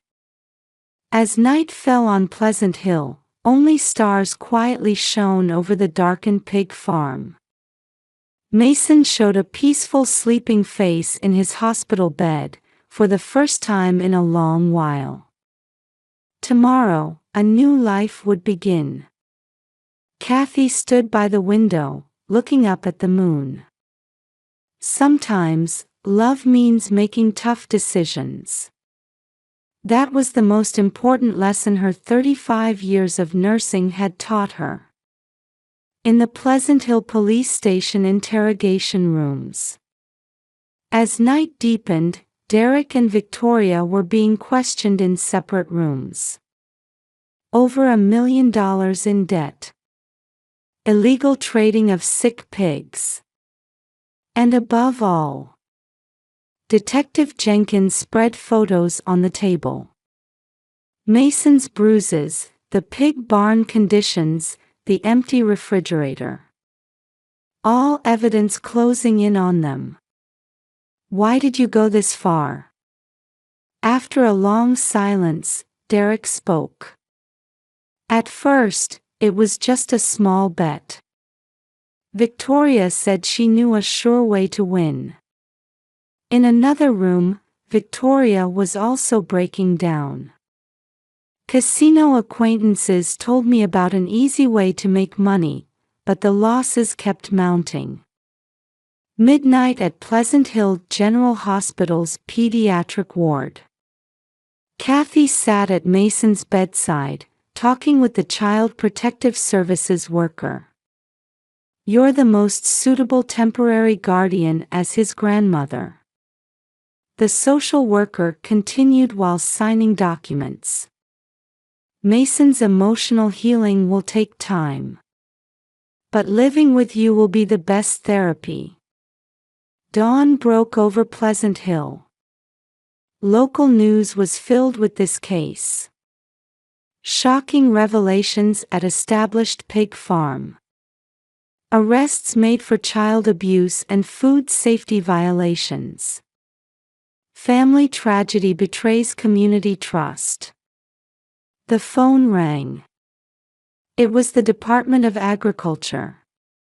We're completely revoking the pig farm's operating license. Disposal of all pigs will begin tomorrow. 1 week later. Pleasant Hill Courthouse. At the preliminary hearing, the prosecution sought severe penalties. Child abuse, food safety violations, fraud. The evidence was overwhelming. The defendant's actions go beyond individual crimes. The prosecutor spoke forcefully. They threatened regional food safety, hurt an innocent child, and trampled the trust inherited from the previous generation. The defense argued diminished capacity due to gambling addiction, but the judge's expression remained stern. 1 month later. A new life had begun at Kathy's house. Grandma, look. Mason returned from school. He proudly showed a test paper marked 100%. A letter from Ms. Edwards noted his remarkable recovery. Well done. Kathy hugged her grandson. While the physical scars were healing gradually, it would take much more time to heal the emotional wounds completely. 3 months later, sentences were handed down. Derek and Victoria both received prison terms. For the combined charges of child abuse, food safety violations, and fraud, Derek received 7 years and Victoria 5 years. The farm was seized and would be used to repay debts. The once prestigious pig farm would be rebuilt under new ownership. 6 months later. Spring in Pleasant Hill. A small garden had been created in Kathy's yard. It was Mason's vegetable growing project for his school research. Tilling the soil, planting seeds, and nurturing new life held great meaning for his recovery. Grandma, can we donate these vegetables to the animal shelter? Kathy smiled at Mason's suggestion. Despite his painful experiences, he hadn't lost his kindness toward animals. If anything, he had developed an even deeper compassion. 1 year later. At Pleasant Hill Elementary School. My dream is to become a veterinarian. Mason presented his future dream. In the classroom sat those who had supported his rescue: Ms. Edwards, Detective Jenkins, Martha, and Kathy watching proudly. "I want to help animals and people in trouble. Because I was helped too." His sincere words were met with warm applause from the audience. Mason's presentation was featured in the local newspaper. A boy's dream after recovering from abuse: what animals love taught him. The people of Pleasant Hill had learned much over this year. The importance of family bonds, community responsibility, and above all, that love and trust heal wounded hearts. People still gather at Kathy's house. On weekends, Mason's classmates play in the garden. The aroma of Martha's apple pie wafts through the air. And Detective Jenkins stops by to report updates. Mason was growing up healthy. His night terrors had decreased. His smiles had increased. And he had begun talking about his hopes for the future. Then, one quiet dusk, Kathy sat on the backyard bench, watching the sunset. "Grandma, thank you." Mason snuggled close to her. In her 35 years as a nurse, Kathy had witnessed many life crises. Sometimes forced to make tough decisions. Sometimes shedding tears. And always striving not to lose hope. Now, she was certain. This decision had not been wrong. In the evening sky over Pleasant Hill, a sunset spread across the horizon, promising a new tomorrow.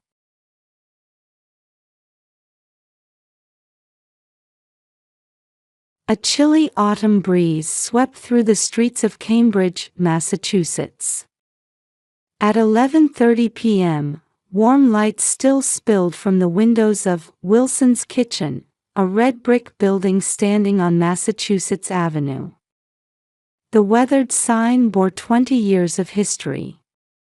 Here, near Harvard University, Patricia Wilson was busy with the night's final cleanup. "That was delicious as always. Thank you so much, Patricia."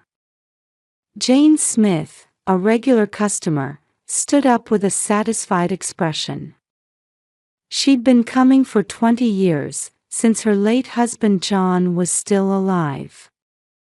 Tonight, she had finished every bite of the special ravioli and even cleaned her plate of tiramisu. "Thank you for always coming. Please take care. Oh, and remember, we have a special Thanksgiving menu next week. Do bring your family." Patricia Wilson smiled warmly as she saw Jane out. At 62, Patricia's silver hair gleamed as she watched through eyes lined with deep wrinkles. The restaurant held her life story. Old photographs on the walls preserved smiles with her young husband. The walls they had painted together when they opened. The handmade curtains. Everything held memories. Even after losing her husband 3 years ago, she had continued running the restaurant alone. Though uncertain at first, her longtime regulars had supported her. Now, the restaurant had become her reason for living. She could hear the last train arriving at Central Square Station. Patricia gazed through the window at people hurrying home. Living above the restaurant on the second floor, this view had become part of her daily routine. After seeing off the last customer, Patricia began her usual closing routine. First came kitchen cleanup. She carefully wiped down the stainless steel counters, washed the used pots, and organized herbs for tomorrow's prep. Running low on rosemary, she noted. She wrote in her notebook for tomorrow's shopping list. Her meticulous nature was essential for running the business. Next came organizing ingredients. She carefully sorted through vegetables and appetizers that were still good. These would be delivered to the local shelter tomorrow, as usual. Helping those in need was a promise she'd made with her husband. Quite a bit of zucchini left today. While packing food into cardboard boxes, Patricia was already planning tomorrow's menu. My goodness, is it that time already?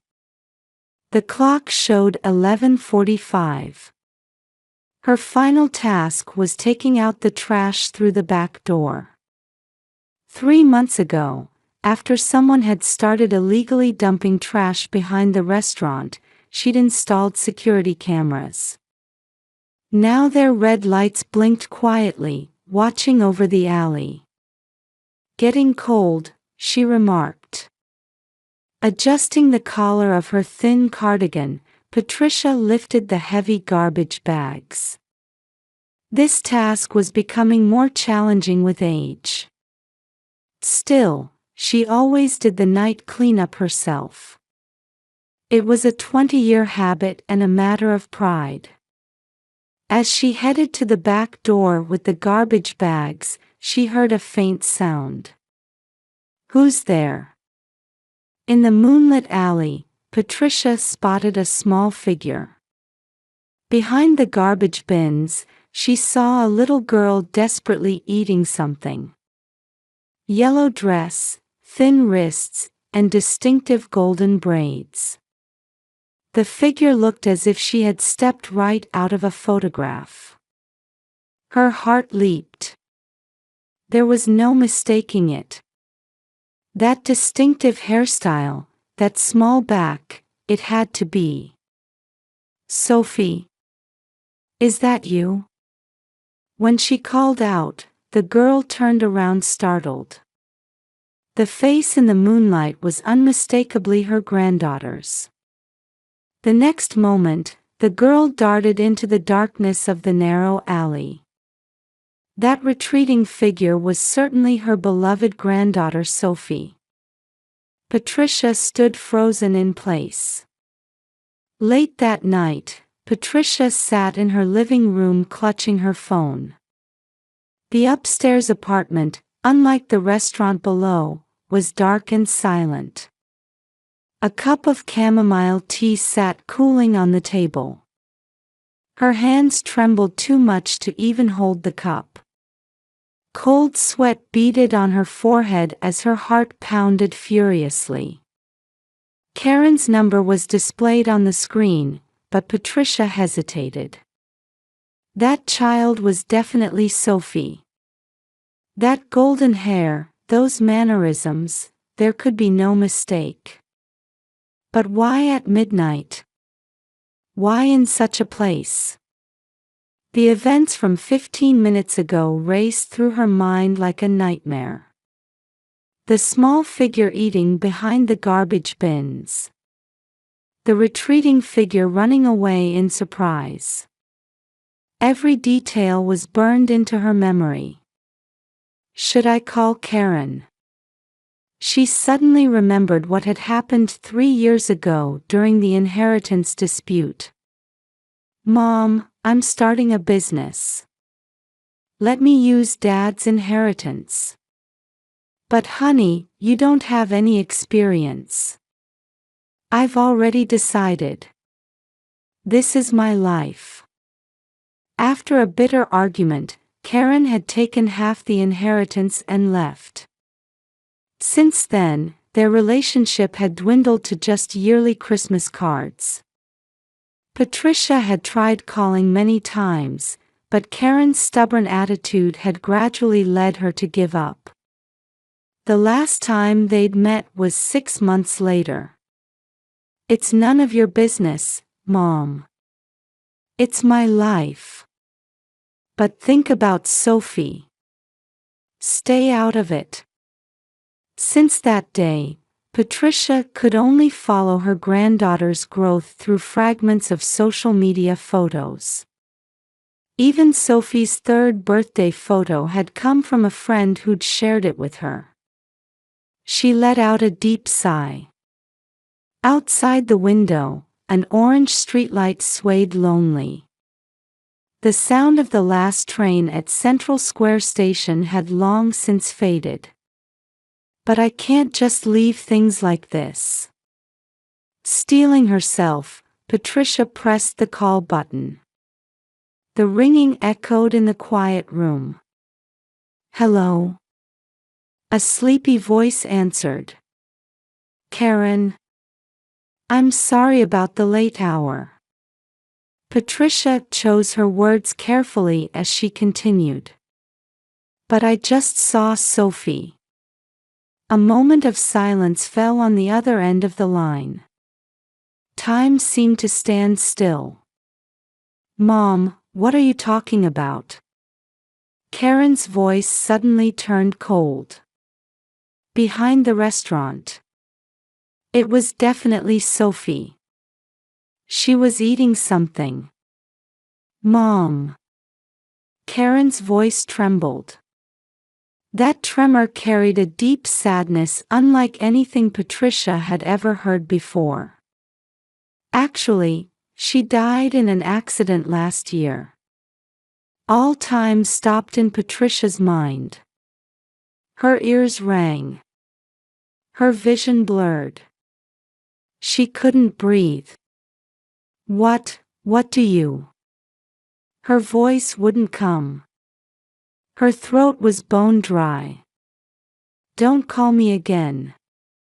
The line went dead. The dial tone droned on, that monotonous sound further scrambling Patricia's confused thoughts. "Wait, what is?" Her eyes fell on a family photo on the table. Christmas 2 years ago. Karen holding Sophie, herself smiling happily. That photograph was real.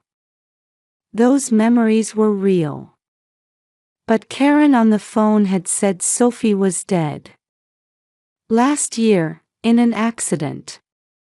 Yet the little girl she'd seen behind the restaurant 15 minutes ago was unmistakably Sophie. With trembling hands, Patricia opened her smartphone. She desperately scrolled through Karen's social media. But there wasn't a single photo of Sophie to be found. As if she had never existed. Am I losing my mind? In the dead of night, Patricia sat alone, trapped in an unsolvable mystery. Outside, the cold autumn wind rustled the trees, casting eerie shadows into the room. The next morning, Patricia faced the dawn without having slept a wink. Staring at the dark ceiling, the events of the previous night played through her mind like a slideshow. Had she seen a ghost?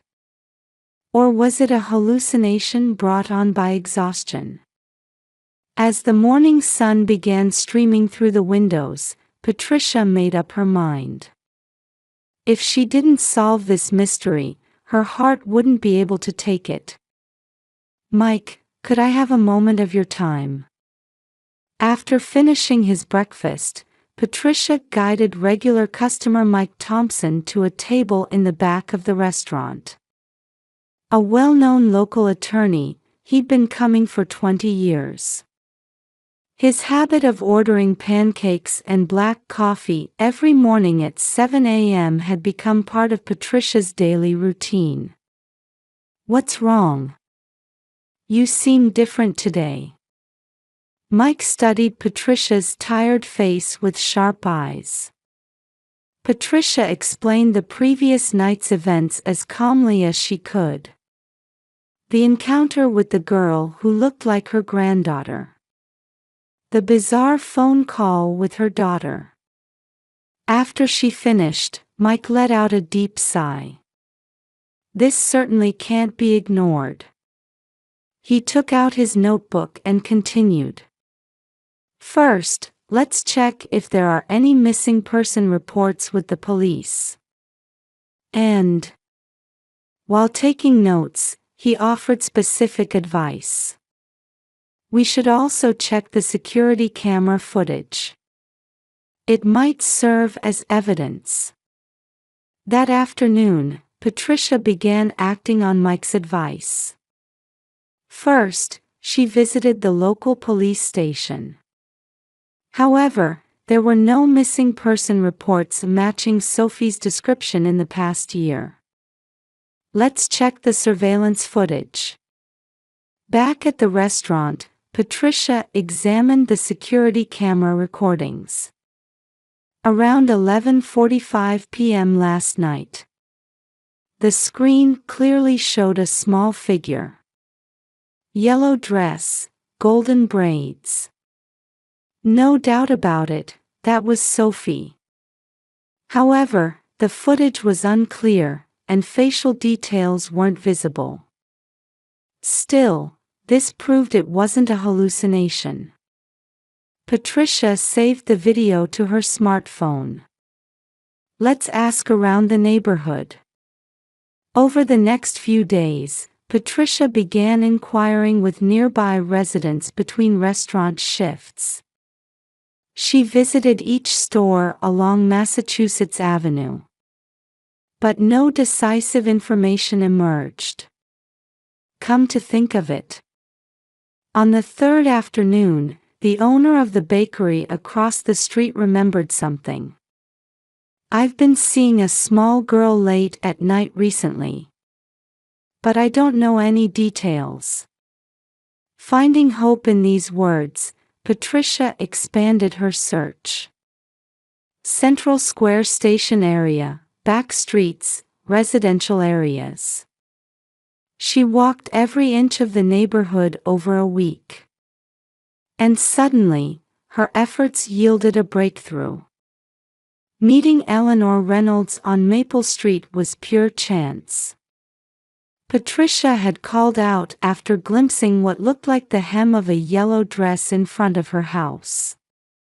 Ah, that child. Mrs. Reynolds settled into an old wicker chair as she began speaking. A young mother and daughter moved to this area last month.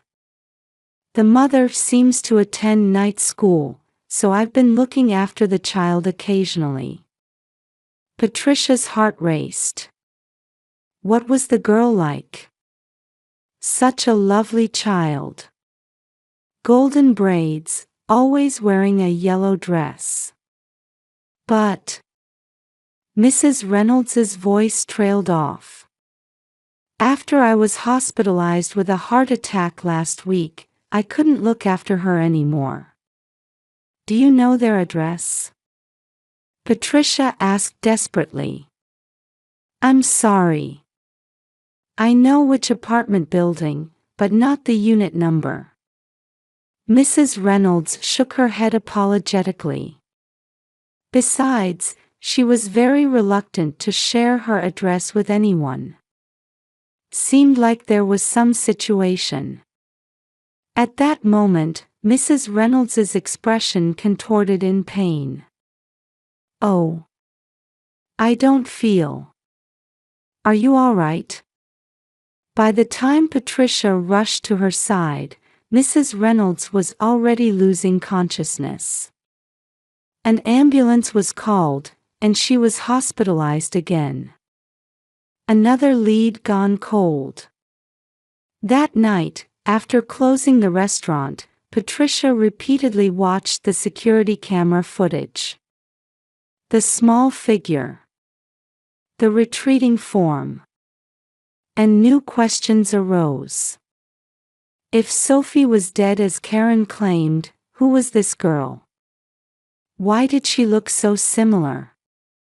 And most importantly, why had Karen never told her about Sophie's death? Outside, the autumn wind had grown even colder. Patricia sipped warm tea while considering her next move. From Mrs. Reynolds's account, One thing was certain, that girl was real. And she needed help. What can I do?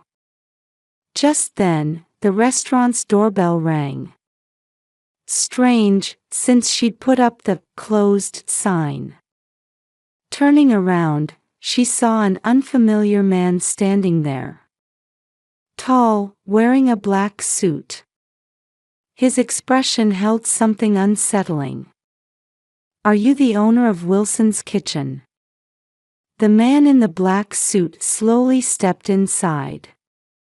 His leather shoes echoed ominously in the silent restaurant. "Yes, I am." Patricia instinctively sensed danger and reached for the emergency alert button under the counter that connected directly to Central Square Police Station. "Please don't be alarmed. We're just looking for Mrs. Foster's whereabouts." The man pulled out a business card from his pocket. "I'm from Rapid Financial Recovery, LLC." In that instant, something clicked in Patricia's mind. Foster, that was Karen's married name. "We lent your daughter, Karen Foster, $400,000. Since payments have been delayed for 3 months." No. The blood drained from Patricia's face. $400,000. More than 5 times the average annual income in Massachusetts. The sheer size of the amount made her head spin. "If you know your daughter's whereabouts, would you please cooperate?" Though the man's voice was polite, his eyes held a cold gleam. The Massachusetts Avenue streetlight cast an eerie glow on his gold-rimmed glasses. "I'm sorry, but I don't know either." Patricia desperately tried to maintain her composure. "And besides, we're closed." "Is that so?" The man slowly reached into his pocket and pulled out the latest iPhone. "Then what about this?" The screen showed the restaurant's back door. And the figure of a girl in a yellow dress. Patricia's heart froze. "This is from last night. Doesn't she look a lot like Mrs. Foster's daughter?" That night, Patricia couldn't sleep at all. First thing in the morning, she called Mike and explained the situation. "This is serious." Mike's voice was heavy. "It's likely a case of predatory lending. Bank of America or Chase would never collect debt this way." As the investigation progressed, Karen's situation gradually became clear. The business failure happened 2 years ago. Karen's husband James, who had been working as a software engineer in Silicon Valley, suddenly disappeared. Later it was discovered he had absconded with $2 million in startup operating funds. Saddled with that debt, Karen attempted a comeback by launching an e-commerce venture. However, her lack of experience was undeniable, and the company went bankrupt within 6 months. Backed into a corner, she began borrowing from loan sharks. "Why didn't you come to me for help?" Patricia whispered, staring at the ceiling. The next day, Patricia intensified her investigation. She visited temp agencies around Boston to track Karen's daytime job, finding she had an $18 per hour data entry position. To trace her nighttime movements, she gathered lists of nearby night schools, including Bunker Hill Community College.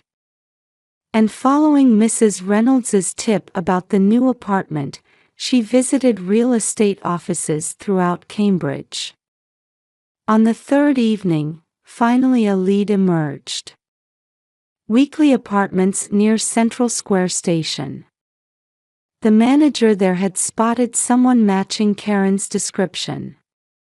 Yes, a young mother and small girl are staying here for $350 a week.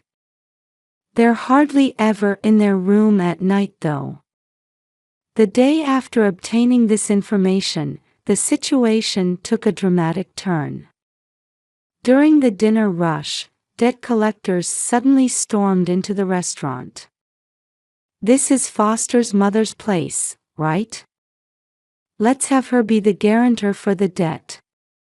As regular customers looked on anxiously, Harvard professors and local professionals began calling 911 on their phones. Patricia maintained a dignified attitude. "Please refrain from intimidating behavior in front of our customers." But the men showed no signs of backing down. "What's it gonna be? Tell us where Mrs. Foster is, or become the guarantor. The interest alone is up to $20,000 a month." Just then, a commotion erupted at the restaurant entrance. "Cambridge Police Department. Everyone stay where you are." Mike had brought the police. The men quickly disappeared, but Patricia knew this was only a temporary solution. That night, Patricia made a momentous decision. Protect the restaurant, or protect her daughter. 20 years of history, or blood ties. "I've decided." She sat at her desk, spreading out a list of commercial real estate agents in the Boston area. Market value, $800,000. Double the debt. Given the area's real estate appreciation, it might be a good deal. "Karen, wait for me." While planning to check each night class at Bunker Hill Community College one by one, Patricia stared at her tightly clenched fist. Tomorrow, a new battle would begin. Negotiating with loan sharks. Real estate sale procedures. And most importantly, rescuing her daughter and granddaughter. Outside, a cold New England rain had begun to fall. The sound quietly supported Patricia's resolve. On the terrace of Wilson's kitchen facing Massachusetts Avenue, Patricia sat across from Mike. The cold morning wind rustled the trees that were beginning to show their fall colors. The property assessment came in. Mike handed her a document. "Given the location and the value as an established business, we can definitely get $800,000. Patricia nodded silently. The restaurant filled with 20 years of memories. The place she and her husband had built together. She had already steeled herself to let it all go. "But there's something we need to do first." Mike lowered his voice and continued. "Negotiating with the loan sharks. We've identified them. Rapid Financial Recovery, LLC is actually a front company for loan shark enterprises, notorious for illegal high interest rates. And they're violating Massachusetts usury laws. Any contract with annual interest over 20% is void. Plus, their collection methods violate the Fair Debt Collection Practices Act. We can use this as leverage in negotiations." That afternoon, Patricia visited a major local real estate agency. While beginning preparations for the property sale, she also started negotiations with the loan sharks through Mike. Their strategy was to force a substantial reduction in the debt by presenting evidence of illegal interest rates and threatening collection practices. "We won't hesitate to report this to the Consumer Financial Protection Bureau." With these words, the loan sharks began to soften their stance. A week later, they finally located Karen's apartment. 15 minutes walk from Central Square Station. A dim room in a weathered 5-story building. Just as the weekly apartment's manager had described. Patricia knocked on the door with trembling hands. "Karen, are you there?" A long silence. Then, a faint sound. The door opened slightly. Through the gap of the still-chained door, Karen's exhausted face appeared. "Mom, how did you? You don't need to run anymore." Patricia spoke gently but firmly. "I've found a way to solve everything. But, those people. Mike is helping us. There are legal protections against illegal interest rates. And..." Patricia took a deep breath. "I've decided to sell the restaurant." "Mom, no. That restaurant is yours and Dad's. Your dream wasn't wrong. It was just too early. But now it's my turn to support you." Just then, small footsteps sounded from inside the room. "Grandma." Sophie burst through the door's gap and threw herself into Patricia's arms. Her yellow dress was slightly faded and her braids were messy, but her smile was as lovely as ever. "Why did you lie about her being dead?" When Patricia looked at Karen, she let out a deep sigh.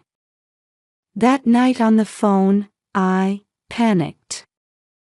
Being chased by debt collectors, I didn't want anyone to know where we were. I thought if I said Sophie was dead, we wouldn't be found. It was a stupid idea." 2 weeks later, the sale of Wilson's Kitchen was progressing smoothly. Multiple buyers had emerged due to the property's appeal, and a final sale price of $850,000 was agreed upon. Using these funds, negotiations with the loan sharks also advanced. With the reduction of illegal interest and refinancing to a legitimate loan, Karen's debt was compressed to $300,000. The remaining amount would be paid from the restaurant's sale proceeds. Now we can start a new life. Patricia embraced her daughter after completing the settlement procedures at Central District Court. "Mom, I'm sorry. My pride got in the way." Tears spilled from Karen's eyes. "That's all in the past. Look at this instead." Patricia pulled out a document. A lease contract for a small commercial property in Cambridge. "Let's start a new shop with the remaining money. This time, the 3 of us together." "What?" "You'll get your accounting certification. I'll teach cooking. And this little one." Patricia stroked Sophie's head. "We'll bring smiles to our customers. But I don't have experience. The night classes at Bunker Hill Community College have a great reputation. I know about your efforts." And Patricia smiled. "This time, we'll move forward one step at a time, helping each other as a family." "What's the new store's name?" Sophie asked with sparkling eyes. 3 Generations. Patricia answered. "Representing the wishes of our 3 generations." The streets of Massachusetts Avenue showed their usual bustle. But for Patricia's family, this day marked the beginning of a new life. Sometimes you have to take the long way around. But with family bonds, any difficulty can be overcome. That certainty glowed warmly in Patricia's heart. 6 months later, April 2025 in Boston. In a corner of Harvard Square where cherry blossoms danced in the air, a small cafe opened its doors. Under the simple sign reading, 3 generations, were the words, Italian home cooking and bakery. Even before opening, local residents formed a line. Good morning. Sophie, wearing an apron, greeted customers with a radiant smile. It was their opening day. Regular customers from Wilson's Kitchen were also arriving one after another. Inside, Patricia worked her magic in the kitchen. The ravioli that had been Wilson's Kitchen's signature dish was still going strong. Beside her, a new baker filled the air with the aroma of freshly baked goods. Though smaller in scale, the atmosphere was more intimate and homey. Mom, I finished last month's accounting report. Karen opened her laptop. Thanks to her studies at Bunker Hill Community College, she had successfully obtained her accounting certification. Now she perfectly managed the store's finances. Wonderful. Patricia proudly watched her daughter's growth. After selling Wilson's Kitchen, they had started their new life. Patricia found a cozy property near Harvard Square. The rent was $3,000 per month. Though half the size of Wilson's Kitchen, it was enough for 3 generations working together. The remaining proceeds from the sale went to Karen's tuition and the new store's renovation. And some was placed in a $529 college savings plan for Sophie's future education. Mrs. Wilson, a Harvard professor who had been a regular, called out, "I'm so happy to be able to eat your cooking again." "We're happy too." Patricia smiled. In the late afternoon, as the lunch rush quieted down, Sophie worked on her homework at one of the small terrace tables. Her new life at Cambridge Public Schools was going well too. "Hey, Grandma," Sophie suddenly murmured. "Thank you for finding me that night behind the store." Patricia hugged her granddaughter. 6 months since that night. What had been a family crisis was now becoming just a story to tell. But it was overcoming that crisis that led them to where they are now. "Do you think our little venture will work out?" While helping with cleanup, Karen anxiously asked her mother. "Yes, I'm sure it will." Patricia looked out the window. "Because we have a secret ingredient." "Secret ingredient?" "Yes. Love and trust. And..." Patricia looked at Karen and Sophie, then continued. "Family bonds." The spring sunlight gently illuminated the windows of 3 generations. The street resonated with the cheerful voices of tourists and students. Among them, the new story of Patricia and her family was quietly but surely being woven. Wilson's Kitchen had indeed come to an end. But it was also a new beginning. Though they had taken some detours, they had finally arrived at a place where the family could be united. It was a small but warm dream taking shape. In the window, an old photograph showed a young Patricia and her husband John smiling. Next to it, a new family photo had been added, Patricia, Karen, and Sophie in their 3 generations uniforms. "Well, let's start preparing for afternoon tea." Patricia's voice rang out brightly. Another new day was about to begin.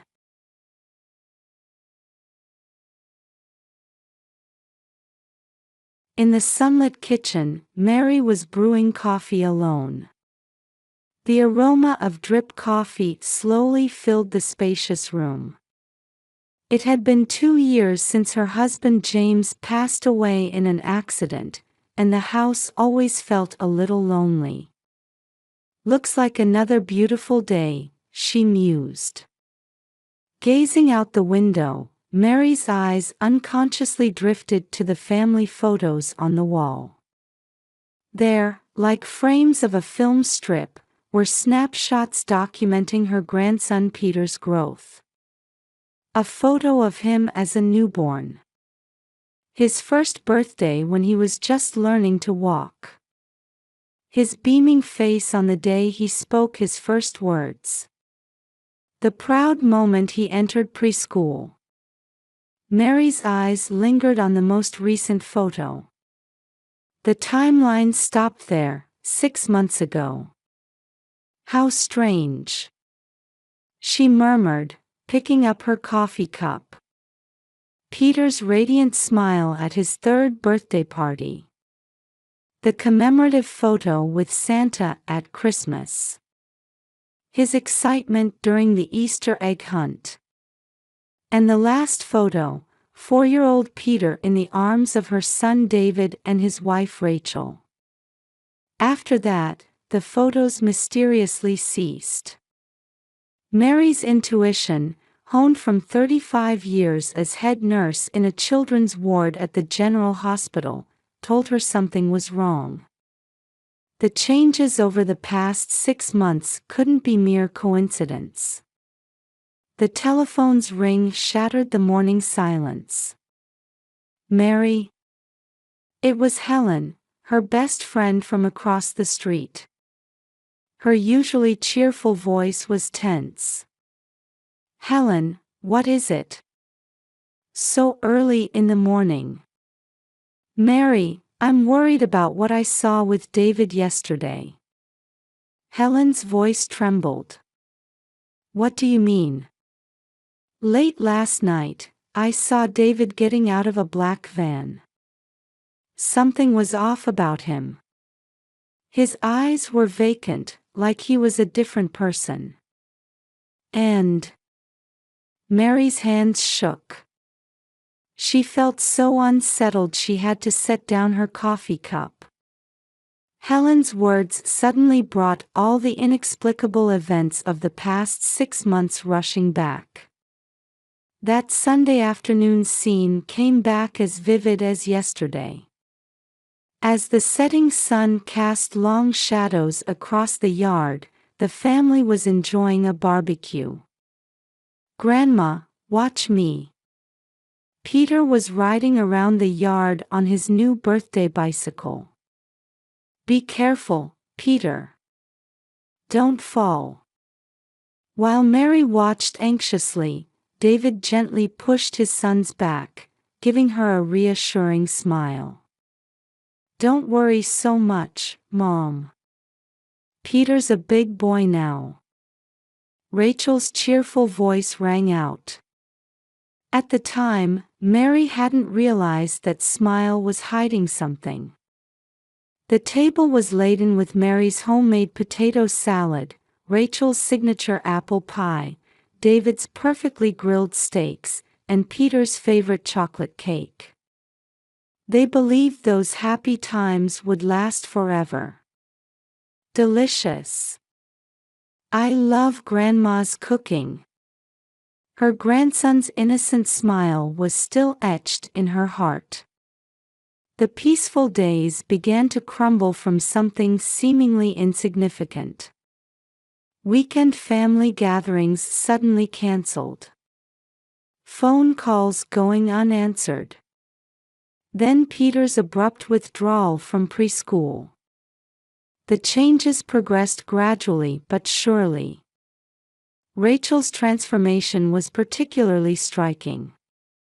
Her warm smile vanished, replaced by vacant eyes as she spoke.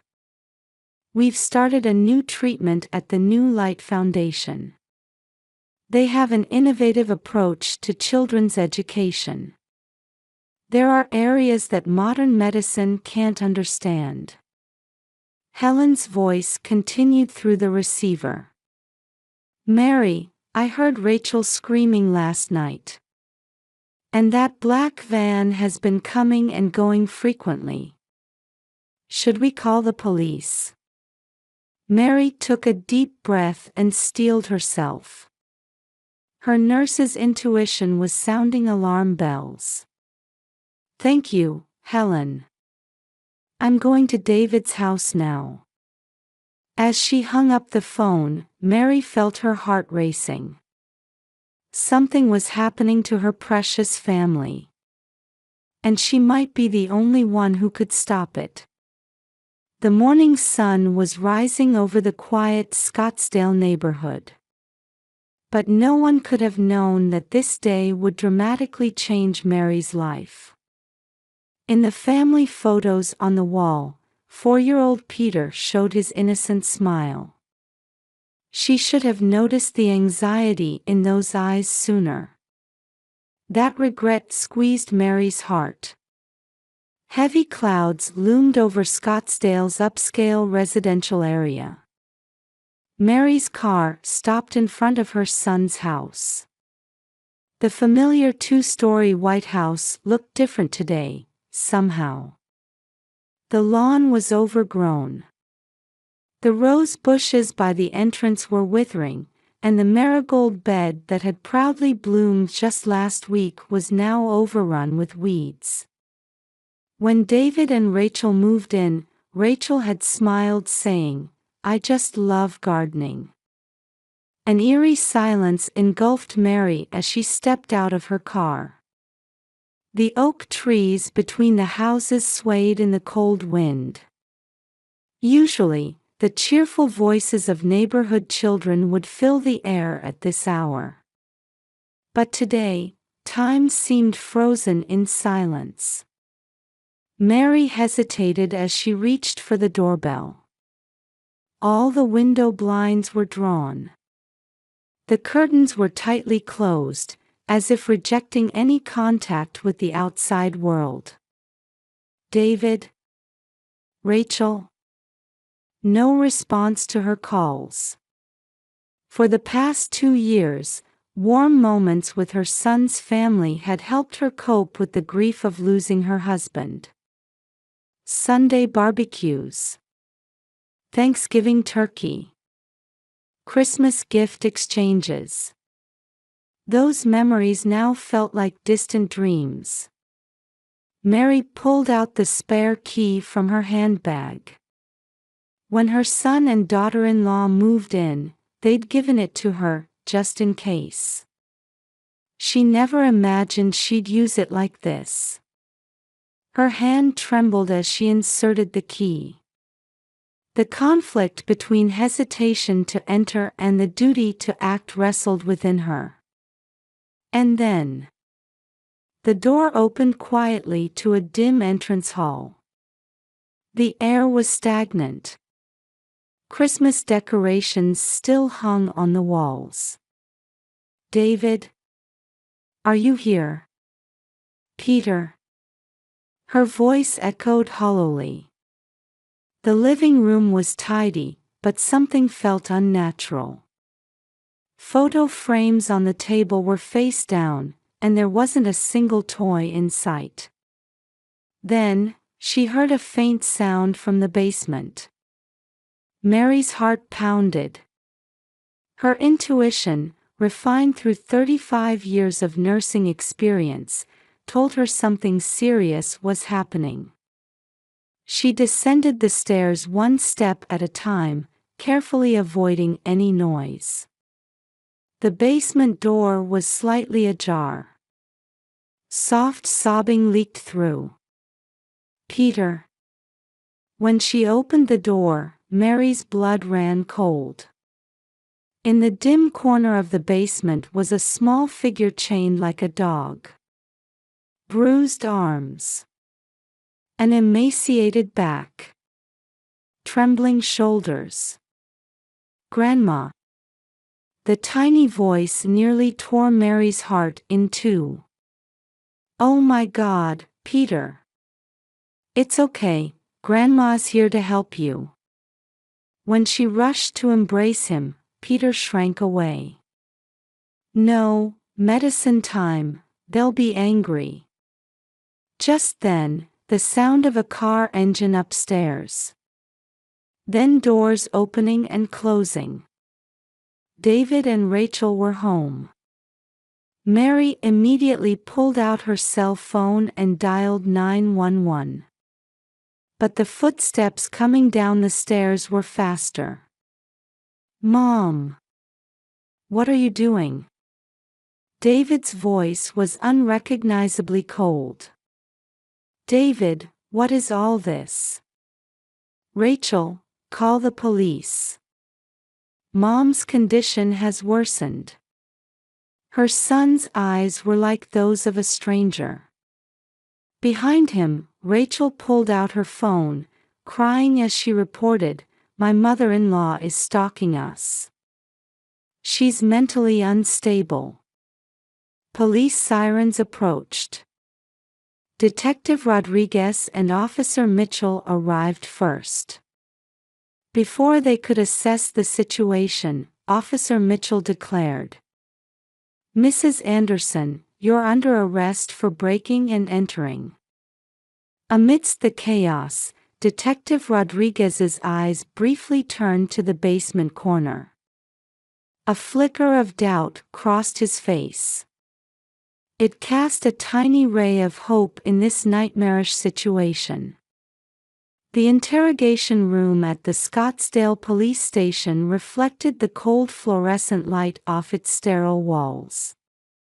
Mary sat in the hard plastic chair, still not fully comprehending why she was there.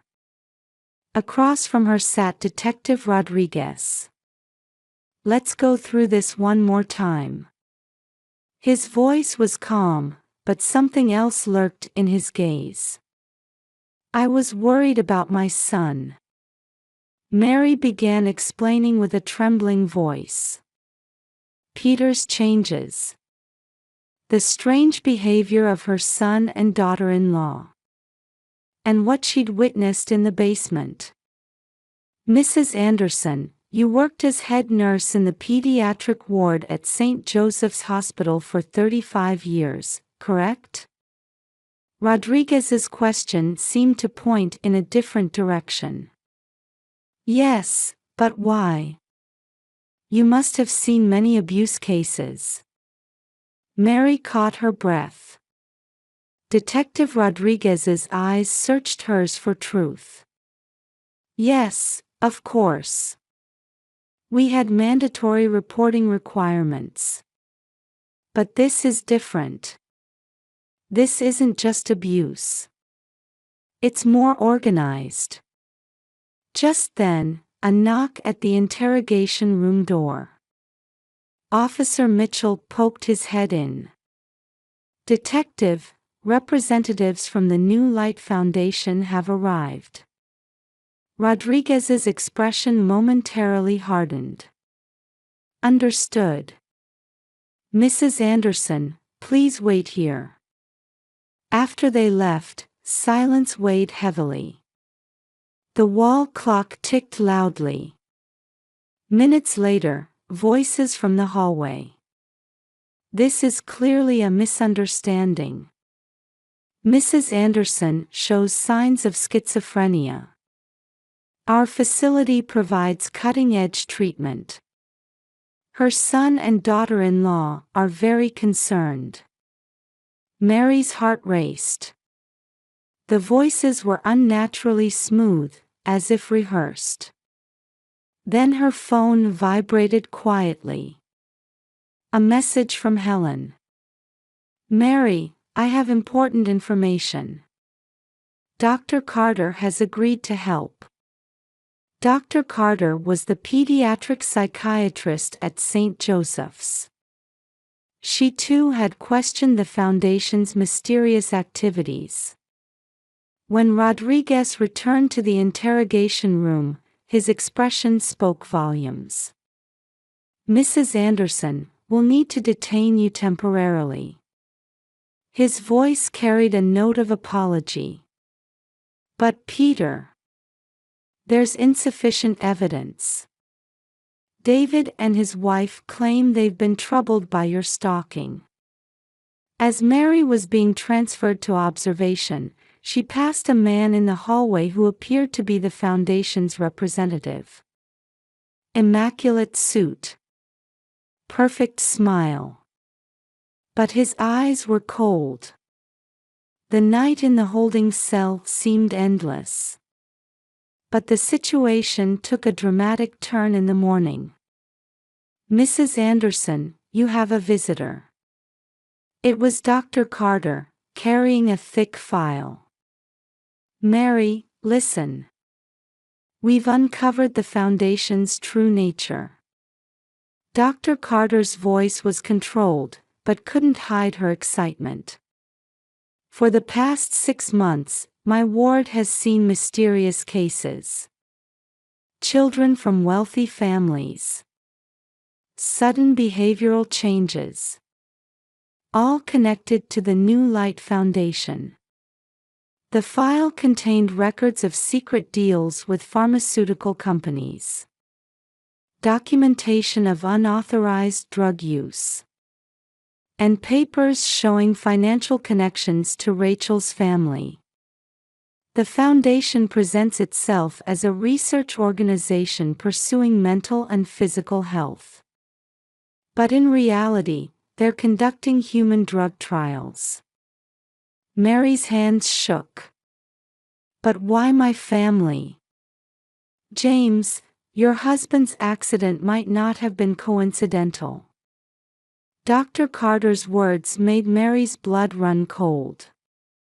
2 years ago, James, as a former police officer, was independently investigating the Foundation's activities. And just before the accident, he contacted me. The memory surfaced. The day before the accident, James had seemed worried. "Mary, if anything happens to me." Now she finally understood what those words meant. "We also have evidence Helen gathered." Dr. Carter pulled out new photographs. Late-night drug administration. Supplies being moved to basements. And evidence of other victims. "Detective Rodriguez has actually been cooperating with us. He was also concerned about the Foundation's influence."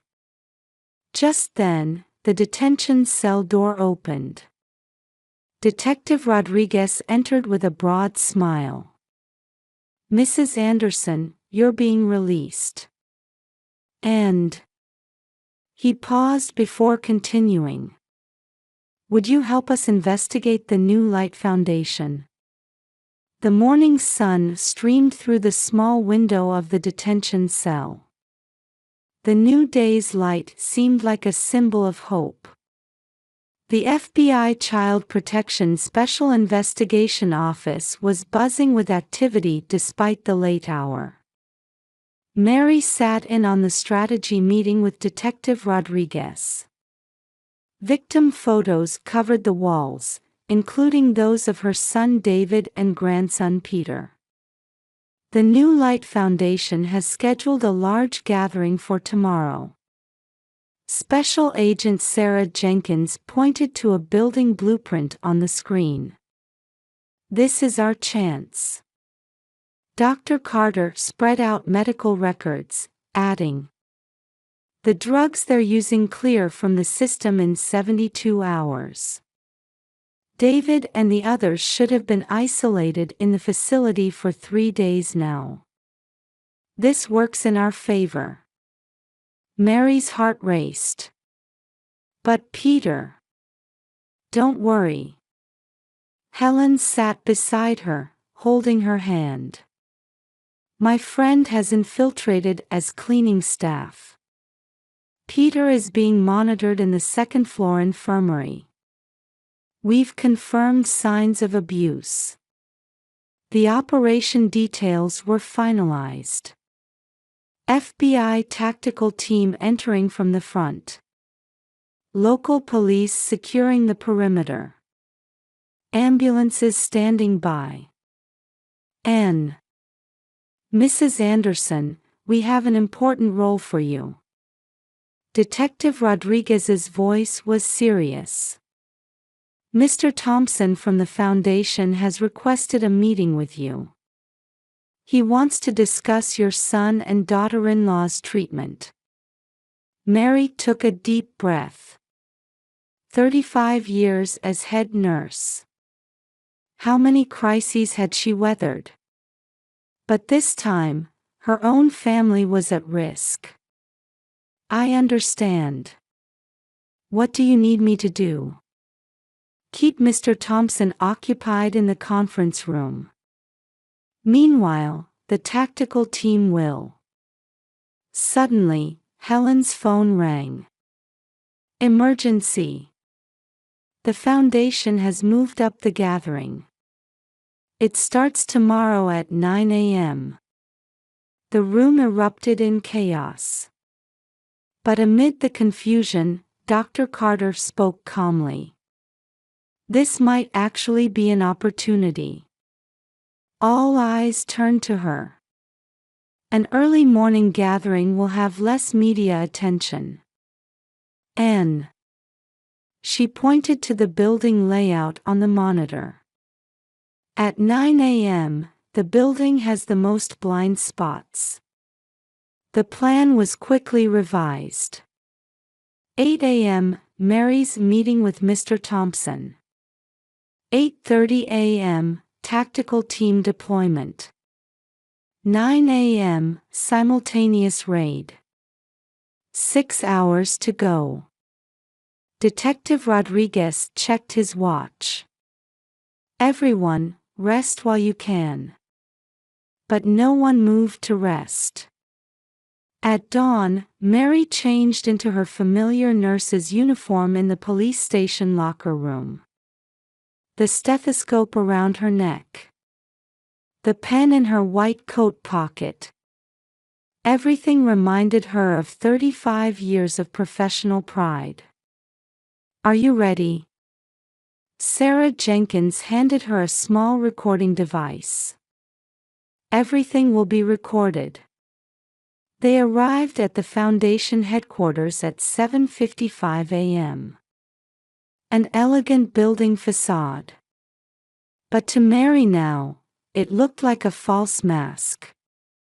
Mrs. Anderson, we've been expecting you. Mr. Thompson's smile was too perfect. You wanted to discuss your son and his wife. Yes, I have something to discuss. The conference room conversation began. The clock ticked slowly. Thompson continued his explanation. 8:29 a.m. Mary's smartphone displayed the predetermined signal message. I'm sorry, Mr. Thompson. Mary slowly stood up. But that's enough. At that moment, alarms blared throughout the building. In the chaos, Mary ran toward the infirmary. Up the stairs. Around the corridor. N. Peter. Her grandson lay trembling on the infirmary bed. Grandma. A weak voice. But hope had returned to his eyes.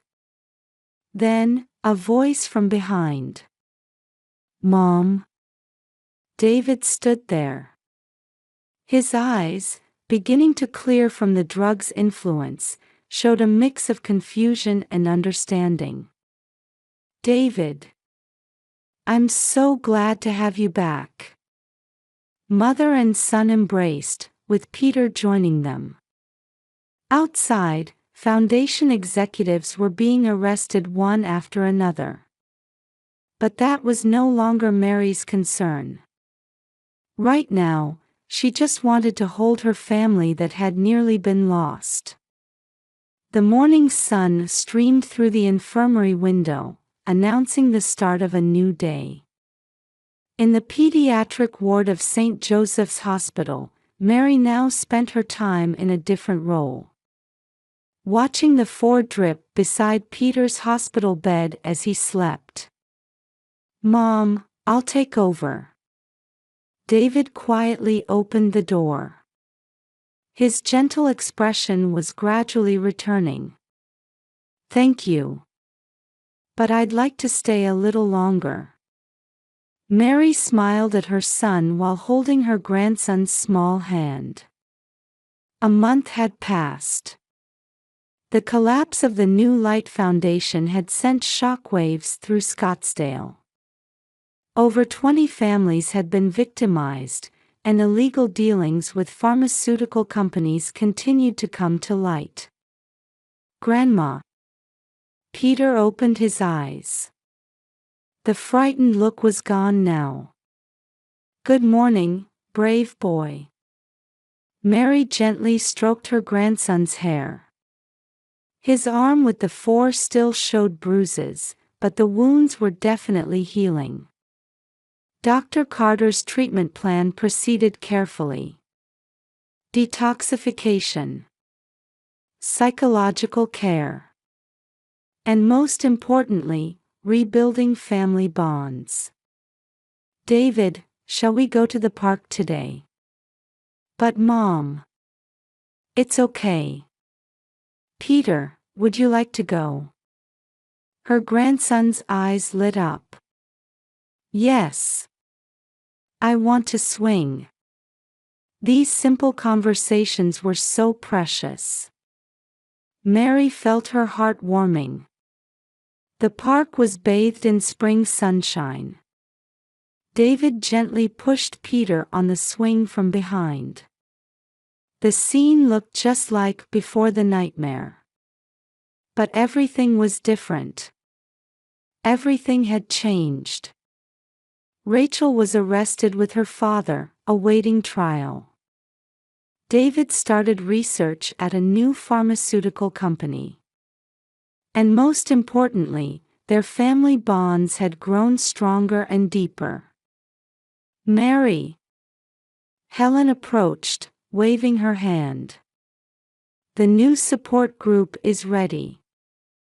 After the incident, Mary had begun helping other victim families. She put her 35 years of nursing experience and personal ordeal to good use. The weekly gatherings in the church meeting room had become a place of healing. "Thank you, Helen. I couldn't have made it this far without you." The 2 women watched Peter playing on the swing. Her former best friend had become more like a fellow warrior.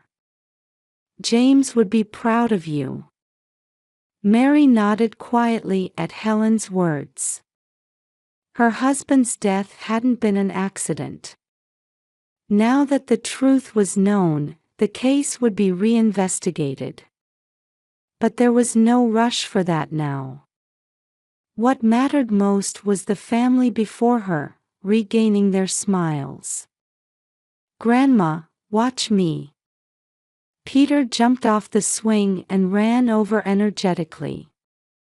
In her embracing arms, she felt her grandson's small heart beating. The weight of this life. The preciousness of this moment. "Well, let's have lunch. We're having a picnic today." Mary's basket contained nostalgic homemade potato salad, David's favorite sandwiches, and chocolate cookies that brought out Peter's smile. Lunch for the 3 of them under the dappled sunlight. Casual conversation. Soft laughter. Mary felt anew that this was true happiness. She remembered Detective Rodriguez's words as she left the police station. "Mrs. Anderson, you saved many families. But that wasn't quite right. Mary was the one who had been saved. In the sunlight, a breeze of the new season was blowing.